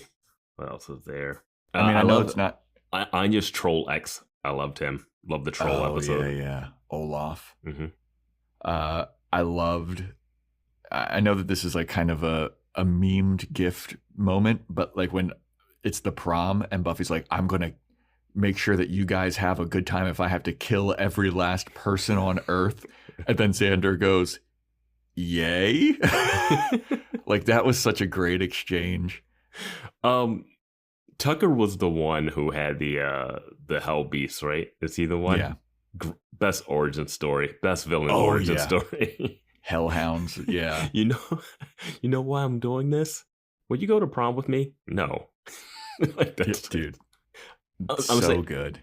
I'm just saying, Xander is in the same league as these people, and he did the Amy the Witch, like, cast a love spell that he shouldn't have done, but overall, I will say this about the love spell for Xander defense. Buffy came on to him, and he did not like, and he had been infatuated with her, and he did not try to take advantage of her when she had that love spell. That is... He literally said, yes, I want to, but not like this. Yes. That's already puts him above 90% of Sunnydale men. Yeah. Yeah. Vamp Willow being disguised, like Willow dressing up as Vamp Willow in Doppelgangland. Like, I also just liked Vamp Willow. Yeah, Vamp Willow was fun. Like, they could have brought Vamp Willow back. Like, Vamp Willow, if this was one of the TGI Friday like sitcoms, like the Urkel, where Stefan kept showing up every 6 episodes. Or just like, I feel like sitcoms back then used to always have like a character play a same version, a different, cooler version of themselves or something. And they would just always just bring them in like, all right, we need to shake it up. Like, Vamp Willow could have come back a bunch.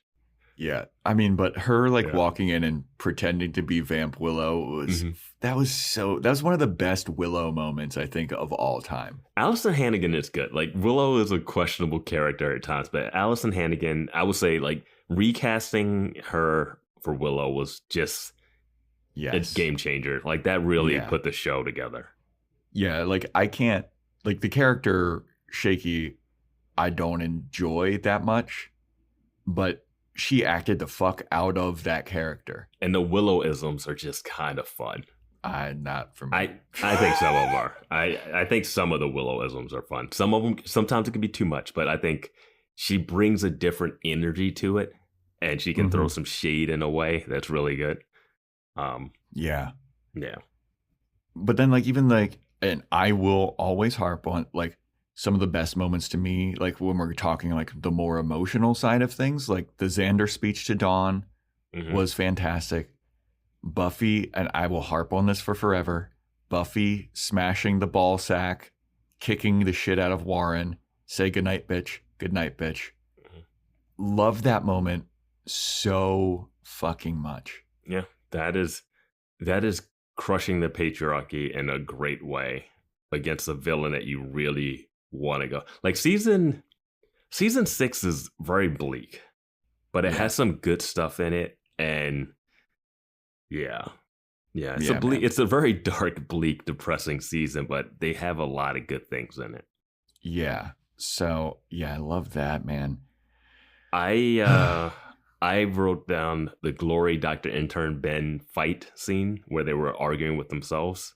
I thought that was just one of the in the alley with Buffy. Yeah, I think I've seen a lot of cutting back and forth stuff like that with people, but I thought it was done so well, the way it was blocked and staged and shot, because they would pick up stuff and throw it and cut back, and they're just the way it was all put together. It's like really good. You could tell they like really went through that, storyboarded it out. Just, it was so good. Yeah, the camera choreography for that was so, it had to be so meticulously done. Yeah. With all the like cuts and like like finding a distraction so that they can cut and turn them into Ben. And it wasn't just like the camera goes around, it goes behind a pillar and then now she's a different face. And that's like, they had the conversation like very active. Like, it was so much movement in it. And like, they would be grabbing Buffy and pulling her, and then it'd be someone else. It was just so well directed, so well choreographed. It was perfect. That was absolutely beautiful. I also have the reveal of the slime demon that Drusilla was dating. Oh my God, yes. That was such a great, with the antlers. Yeah, I couldn't remember if that was in Angel or this, but yeah, that's I think it was one of those 2 crossover episodes, maybe, but it was definitely in Buffy. Yeah, it's the one where they do Spike's backstory, and then in Angel they do it from a different perspective. They do a different perspective backstory, which I thought was an epic 1-2 punch. Yeah, that was. I will say, as much as like I pushed back at least on having to do a whole nother show in another Angel series. I think we would have missed out on some stuff. It's not major, but I think it adds a little bit. And that was a question that I wanted to ask you, but we can continue with favorite moments and stuff. I might only have a few more. I mean, we've talked about favorite moments on other stuff. I mean, it's 144 episodes. We're not going to list them all here. Yeah. So I already brought up Sophie. I think that's... Clem. I do want to bring up, this is not my favorite, but it's something. Oz's werewolf glowdown is probably the worst thing I've ever... His first werewolf costume was amazing. Yes. And then he became a monkey. Yeah. Which, I do have a favorite moment when Giles gets shot in the ass with the Trink dart and he falls over. Bloody hell. That, and what maybe sold me on the show more than anything was the scene where I posted this on Instagram, but when Spike walks and he's carrying Drew and he walks into the wall at the church. Because he's like not walking to the exit, he's just walking to the wall. And Buffy's swinging at a little chalice thing around the church, and she throws it and it hits him in the head. He bonks into the wall collapses on him, and then she goes, "I'm good." It's so bad it's perfect. It's amazing. I mean, I really enjoyed the scene where like for the first kind of appearance of Spike, where he just dusts the Anointed One. Well, they had to get rid of that storyline because that storyline was going nowhere fast. Oh yeah, we needed to get rid of to just be like, no, we're not doing this. Yeah, we needed to get rid of the Master and Anointed and just like wipe that whole slate clean. Yeah, that was epic. I love that. I mean, Buffy shooting the bazooka at the judge. Mm-hmm. Amazing. Yeah. Loved it. I get her kicking Angel and Jealous in the balls at the end of that episode, but it wasn't enough. I felt like, don't let them run away. Like I know we complained that also like that they didn't use the bazooka in the end, but like the fact that the bazooka kept showing back up was awesome. Yeah. I mean, in the episode was great. It was so great. Yeah. But here's the question that I was military guy. Military guy. Military guy. Yeah. I can't believe that came up as that exact term. That's amazing. Yeah. So I know that you were talking about like how you had some initial pushback for doing Angel. I was on board with it. I want everybody to know I was on board with it. I'll go behind the scenes and say, because I edit these, I didn't want to edit another one. I didn't want to edit another podcast. It takes time. It's a time consuming ordeal, you know? Yeah, this Vance is the best. This is our favorite. Some additional annoyances that I don't really have to deal with. Yes. I mean, I do some other stuff behind the scenes. It's a split, you know? We do it, but I was just like, I'll throw another. But, and you saying like, you're happy that we did because we got additional context to stuff. Yes. My question was, because this is something that I grappled with watching season 7 of Buffy, which I'm not the biggest fan of, and season 4 of Angel, which I'm way not the biggest fan of. Like simultaneously. You can't say you're way not the biggest fan of, because yeah. I think, do you think watching those two simultaneously, like, do you think the people that just watched Buffy alone, didn't watch anything of Angel going on, enjoyed season 7 more because of that? No, I think indifferent. I feel like they probably because I think the thing that we had with this, just thinking about when we would talk about it, we would talk about Buffy, but then be super excited to talk about Angel because Angel was so weird. Yeah. That show was going off the rails in season 4. See, a lot of the problems with how I feel like season 7 ended that like just left the most sour taste in my mouth is because I was watching Angel and seeing what was going on. And with that context, I was like, this shouldn't be happening. Like, but there should be some mention of this in Buffy. There should be, like, it's just. That didn't, I could separate that. And even if I saw the first scene of the last episode of Buffy without having seen any of Angel, I would have thought Angel was acting weird in general. Okay. Like, even with the added context, it makes it even weirder. But it's no way when he came back, I was like, why is he just sitting there watching her fight? Even if he just showed up, because we saw him in Pangs. He came there, he didn't want to show anything. He was helping her with her mom, and they were sitting next to a tree, and he was loving. This one, he came back, he's like arms crossed, like, love seeing you fight. It's like, he has never done that in Buffy. Yeah. And then he just leaves? For me, it was like, he was too jokey. He has never been this jokey in this season. Like, he was Mr. Fix-It level for me. I can literally take myself away, pretend I never saw any of Angel and the Angel series, and I still wouldn't have liked what I saw at the beginning of season 7. Okay. Yeah, because I was sitting there like, man, the people that aren't watching Angel have a completely different experience of what they're seeing right now.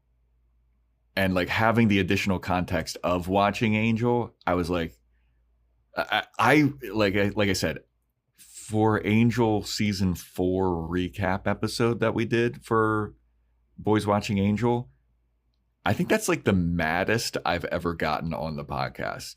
Like, I was like ranting. I recall afterwards talking to good old Tatas for now. Like, I think I got a little heated on the podcast. Were you? I don't remember. I felt like I was like, you cannot do this. But I think that additional context of Angel really made season 7 like a bit worse for me. Yeah, that's fair. I mean, I thought it had issues, but outside of that, when I was saying that Angel had a better, I'm happy we saw Angel. It added context to, especially when we saw Spike's backstory and then the other thing. Yeah. And then just certain other characters that would cross over a little bit, but it wasn't major. Yeah. It was just, I was just happy to, see some stuff, and like, there's some character stuff here and there. It will not completely alter your viewing of Buffy. It just adds a little bit much. Season 1 and 2? Of Angel season 1 and 2? Take out season 4 of Angel. Take out season 7 of Buffy. Take those out, right? Okay. 1 through 3 of Angel, and 4 through 6 of Buffy. 4 through 6 of Buffy, because he started in season 4. Yeah, because he does show up and he beats up Riley that one episode. Yeah, I'm just saying, like, having that stuff without the last season issue that you have. That's what I'm saying. I'm talking as a whole. I'm not talking about just one little thing of the last season. I'm saying I'm happy that we did the Angel stuff because of the other things, and it just adds a new world thing. And there's some characters that, I mean, for instance, Cordelia's over there. Like, it's interesting. That's what I'm saying. Like, here's what I'll say. I feel like the people that skipped out on Angel that watched Buffy season 7. Okay, I'm getting 7. Okay. Just let me finish my point. All right.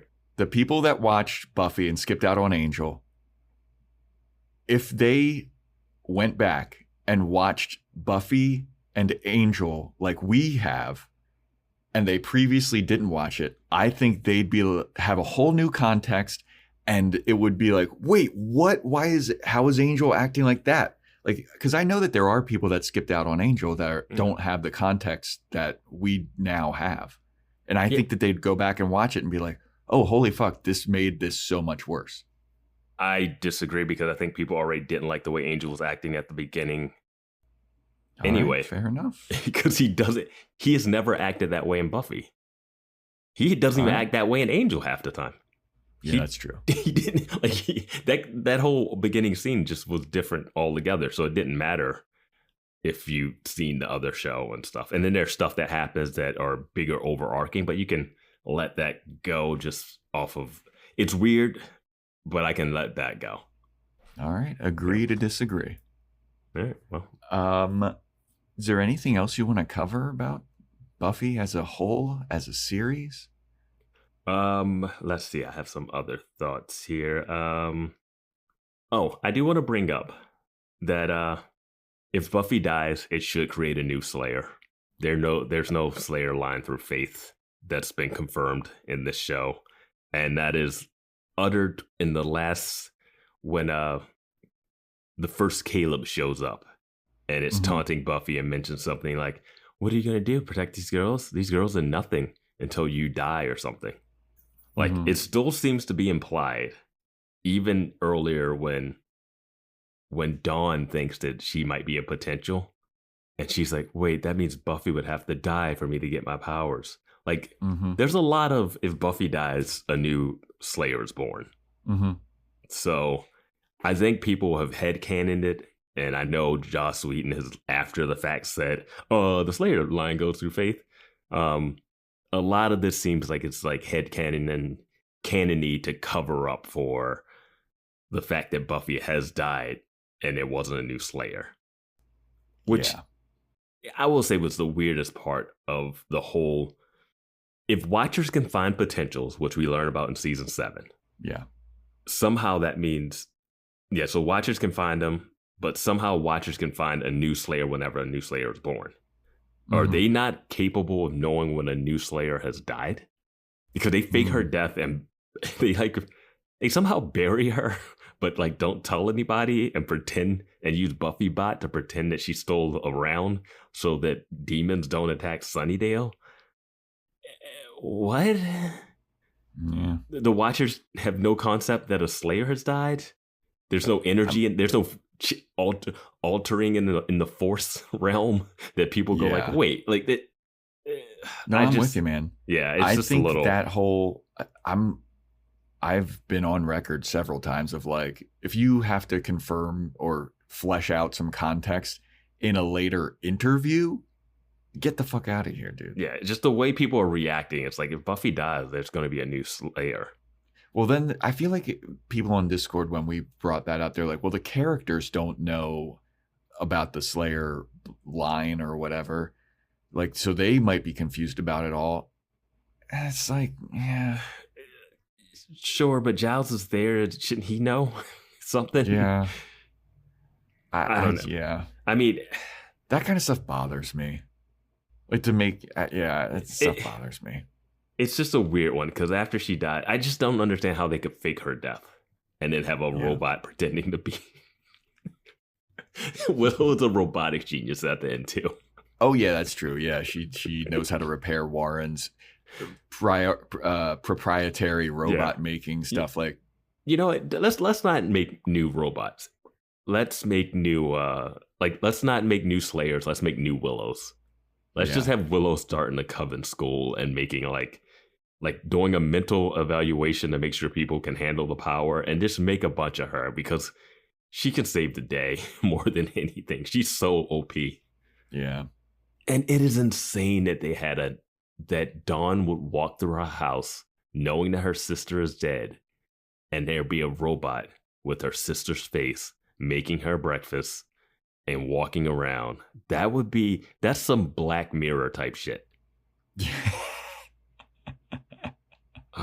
Yeah. So weird. It's tough. What else? Oh, the Watchers turned out to be a big nothing at the end. We needed more of their goons. The Watchers are just, what a waste of an interesting thing, I thought. I swear I thought Buffy was going to go to London at some point and go to the Watchers Council. She might be. No. Nope. Unless it happens to Angel or something. She couldn't go to the Watchers Council now. Yeah. But yeah, man, and then I do have a question for you. But whatever happened to Olivia, Giles' lady friend? I'm happy that I liked her. I'm happy she got away. I'm happy Riley got away. I'm happy Olivia got away.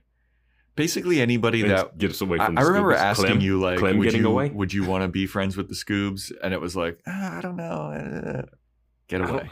I think it's like you might survive, but you're not living well. Yeah. Like you're traumatized even more. Dude, Giles had a pretty good run of like Jenny Calendar, Olivia, Joyce. Okay, Joyce he slept with when he was high on band candy. Twice. He never got a chance to sleep with Jenny Calendar. Yeah. And he found her in his bedroom. That's one of the most Woof. That's why Angelus is the best. Like, yeah, he's so diabolical. What else? Yeah, I think I just have this one question for you. All right. Oh, and I'll bring up this thing from Discord, then I'll ask the question. Okay. There's been chatter on Discord about whether Adam could recognize Dawn as the key because he could see through Jonathan's superstar spell. Thought that was interesting. You know what? I think that he probably could. I will say this. Adam is really powerful, man, for a demon that has robotics, which now that we know what season 5 of the show is, with how big robots would play a part, having a half demon, half robot seems to be the biggest threat to anything. Buffy couldn't beat it in a fist fight. Yeah. Yeah, man. Yeah. I mean, Adam's tough. I mean, it's a weird season. He's a clunky villain. I love the floppy. I love the floppy disk drive in his chest. Yeah, there's a favorite moment. So floppy good. disk check. Yeah. You know, I think Adam probably could because crazy people could see that Dawn wasn't. Yeah, and he was able to see through the superstar thing. Yeah. You know what's crazy about that is that Riley, we never got that information that Adam had about Riley. Remember, they were like, I have these files, I have this information. And he was like, no, and he started fighting. I was like, what did she? I guess she just put that chip in Riley's chest or something. Probably just like the drugs and chips and stuff, and how he was like, had wires all through his body and stuff like that.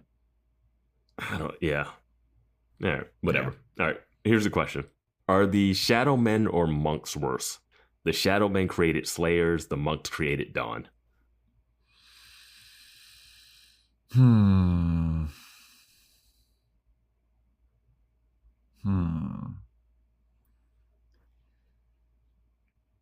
Oh man, that is tough. I have to think, because the Shadow Men created the Slayers, which were ultimately like good for the world. She alone will fight the forces of evil, but it is a burden on one person. And they went about it in a very rapey way, assaulting way, which I wish wasn't there, but it is. Yeah. I mean, that's life, man. I mean, just make the first Slayer go through some trials. Make her heroic. Yeah, that's what I thought. Not a victim. Be. Yeah, no, make her. I don't like victim. the dark. I don't like her being a victim. I don't like the first Slayer being a victim. Dude, why wouldn't the first Slayer then in turn just kill the Shadow Men? Because she realizes I need this power to fight other demons, but I don't know. It's unfortunate that that's part of the world, but you know, that's just reality, and people get sexually assaulted, and but I mean, sucks. Yeah, people get sexually assaulted, and some people also do other heroic things. You don't have to you've already showed Buffy get sexually assaulted. Yeah, we don't need the first to have an allegory to that. I just wanted the first to be a heroic figure. Yeah, like she was chosen, worshipped. You were chosen, not like we snagged the one woman we found and chained her to the floor. You know. So that's that. The monks, I don't know what good they brought into the world, because season 4, 5, and 6 of Dawn is really annoying. They prevented Glory from just having a key, but there's, as we discussed, they put the burden in depth. The Shadow Men and the monks both put the burden on Buffy. Yeah. Like, the Shadow Men indirectly put the burden on Buffy. The monks were like, hey, who can protect this key? Oh, yeah, there's a Slayer in Sunnydale. She can do it. I'll say this. I think that the monks are more powerful, but the Shadow Men are worse. I don't think the monks are more powerful. But they fucking altered the entire world and everyone's memories. Yeah, but other people can do that. That's insane. They created life out of nothing. All life is created out of nothing, Joe. No, it's jizz. Yeah, jizz nothingness. And lady fluids. Do you know where babies come from, dude? Fry water. Yes, I don't know why like the fry water guy knows the intricacies of reproductive. Yeah, it's a tricky one. This is like not even a question that I think has a. I mean, I think you can be like. Shadow why Man. would the monks be worse? Well, you've been just debating this thing for like the last 10 minutes. I think that the monks aren't. Yeah, I don't. What evidence would you have that the monks are worse? I don't. You don't want to have been tossing like going around about this for like the last like 5 minutes. I'm trying to give credence to. We don't your need question, to pad the. You don't have to pad to answer this question. Walk the listeners through my thought process. That ends up with, why would the monks be worse? Well, all right, Vance. I mean, it would be very unentertaining if I was just like, the Shadow Men. Next. Yeah, you could say the Shadow Men, and this is why. All right. I mean, they created Dawn. I think they could have done I just think they both put a burden on Buffy. That's why I asked the question. Right, there you go. Yeah, the monks did a noble cause, and they tried to. I don't know if they should have made her a human, or made her Buffy's sister. If they would have made her another person, which she would have had a better chance. If they would have made it a fly or whatever, like a common house fly. How long ago? Lifespan. Like if the key gets killed, that's the end of Glory's plan, right? Maybe. I don't know. It's season 5. Is that the moment that they made the key? Is season 5? Is that the moment that they made the key into Dawn? And then the rest is like back history?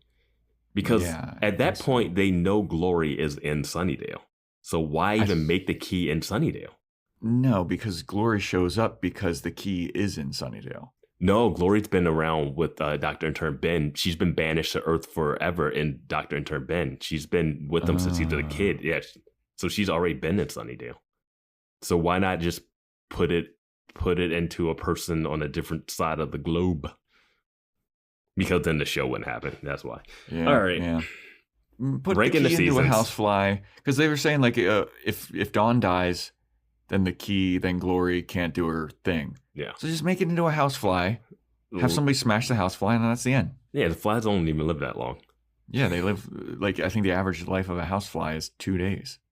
Yeah. So let's go with the season rankings. The monks aren't the brightest, but it was an interesting season, good season. Or we'll just see where the season ranks. Was it? Worst season 5. Yeah. All right, who's going first? I don't care. All right, I'll go first. I know that I flip-flopped on... Wrong. I know that I flip-flopped on these because I didn't ever remember what my ranking was. I have all my rankings listed.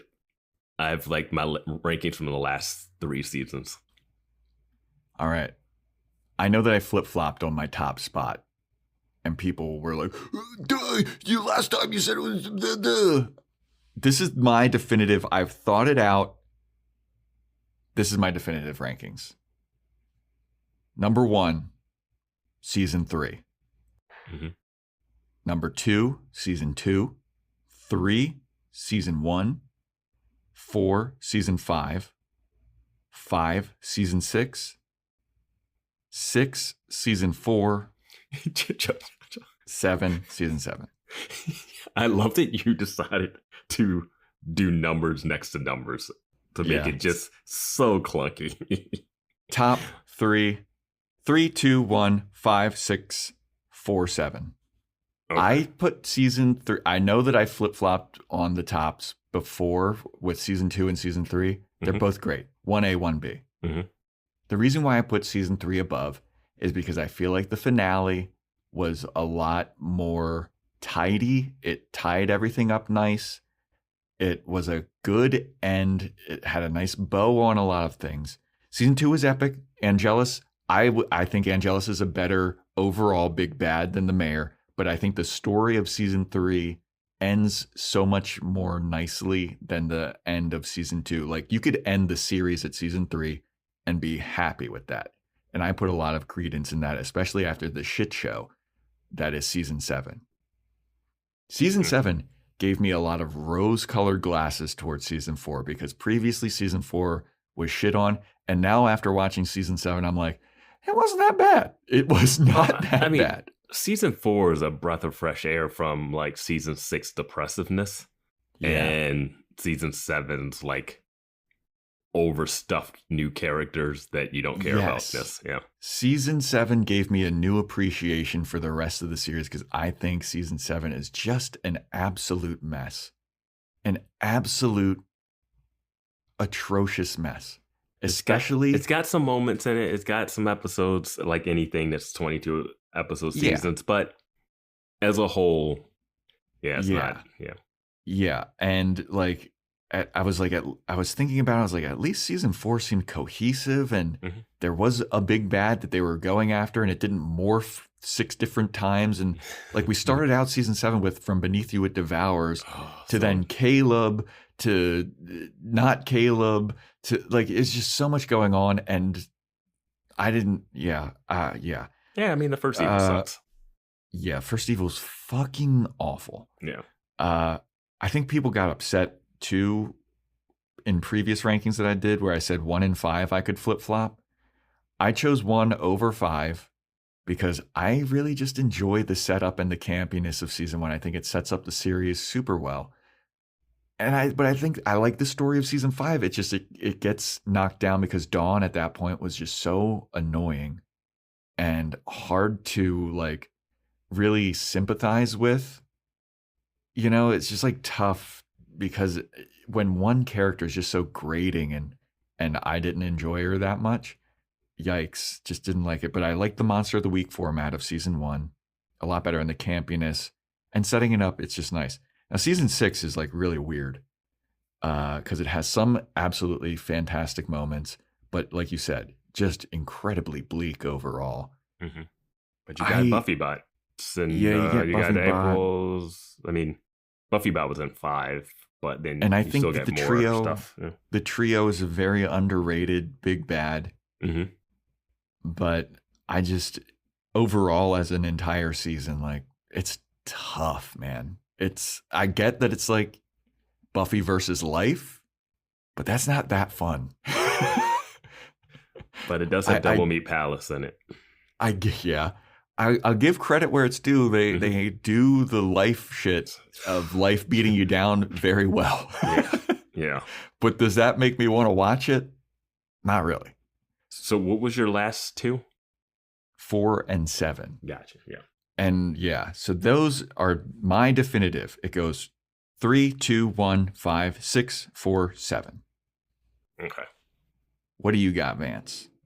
So I looked at mine and I was like, okay, there was one I thought about changing, and mine have been consistent since. I'll say my old rankings were 2, 3, 5, 1, 4. Mm-hmm. Then I went after season 6. I went 2, 3, 5, 1, 6, 4. Mm-hmm. And now my final ranking, and I will caveat one thing, but my final ranking is 2, 3, 5, 1, 6, 4, 7. And right. I have 2 because I love the Angelus stuff. I think he's such a fun villain. I just think, and 2 and 3 are one of those ones that are easily flip-floppable. Yeah. But I'm just still going with 2 and 3 to stay consistent with what I had. 5, I just like a lot of stuff in 5. And I had to put that, it just has so many interesting, cool things in season 5 that I had to put it above 1.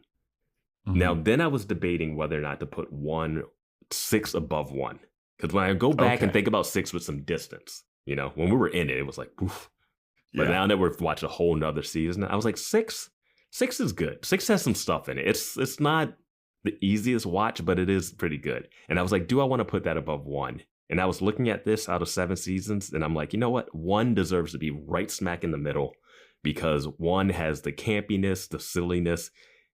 I mean, not all the episodes are perfect. It's really ridiculous. It's a different principle, but it's something about 1 that just gets an extra boost for like getting you into the series, Yeah, and there's a charm to it. There's a charm and innocence and clunkiness and like these characters for the first time, like these actors that you've never seen on TV before, just coming together and trying to make this thing work and fighting stupid, silly monsters. Like, so like 1, I was like, 1 can be the split between the great the great seasons in 2, 3, and 5. People will argue because some people like 6 and 4 more.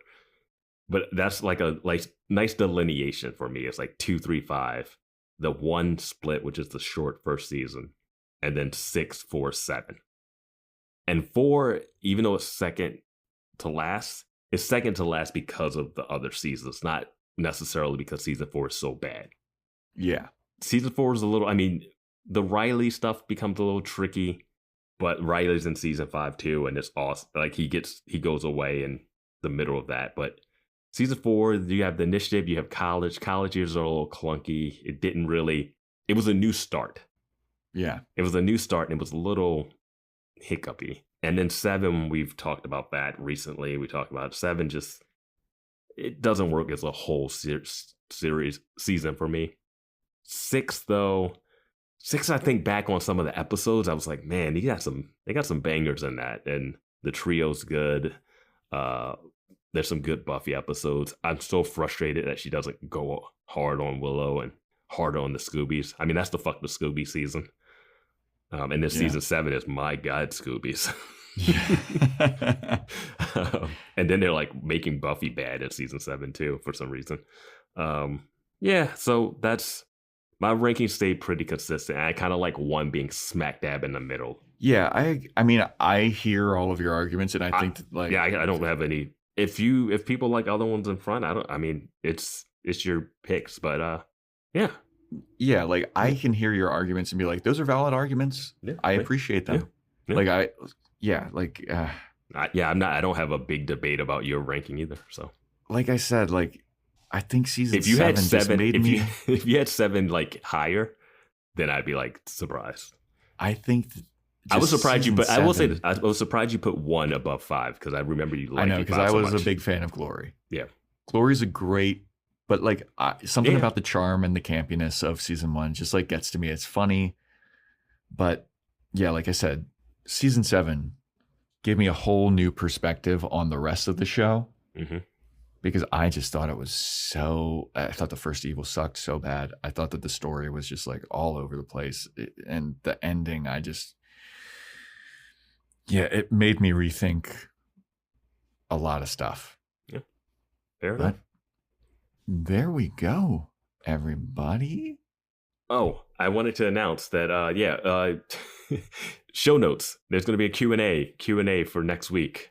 On the show notes. Meant to mention that up top, but we were talking about Trap too much. And we will be sharing this on Discord and Instagram. You probably would have had it before this, but yeah, Q&A, get your questions in. Next week we're gonna we had this episode be a little looser because we were like, you know what, we're gonna get Q&A questions. People are gonna dive into more stuff. So anything we didn't mention here that you want to know about, anything you want to know about podcasting and whatever, I don't know, just ask whatever. It's a Q&A thing. Yeah, a whole episode of Q&A. So if we get 5 questions, we're fucked, people. No, we're not. Half an hour podcast, baby. Oh, yeah, there we go. Vance won't have to edit. But yeah, that is a wrap for this episode. Our series recap of Buffy, our rankings, definitive rankings. I hope you guys had fun with this one. A lot more loose, a lot more free flowing, and going off on tangents. But that's a wrap. Thank you so much for listening. Hop on Discord, get those questions in. Let us know what you thought. Join our Patreon, patreon.com/Boys Watching Buffy. We're doing Boys Watching Angel, Boys Watching Movies. We did Trap. It's coming out soon. Amazon wish list, merch. We got it. You want to get a shout out, 5-star Apple Podcasts, rating and review, 5-star Spotify rating, screenshot it, send it in to us. Email boyswatchingbuffy@gmail.com, @boyswatchingbuffy on Instagram. And yeah, stay tuned next week for that very special Q&A episode.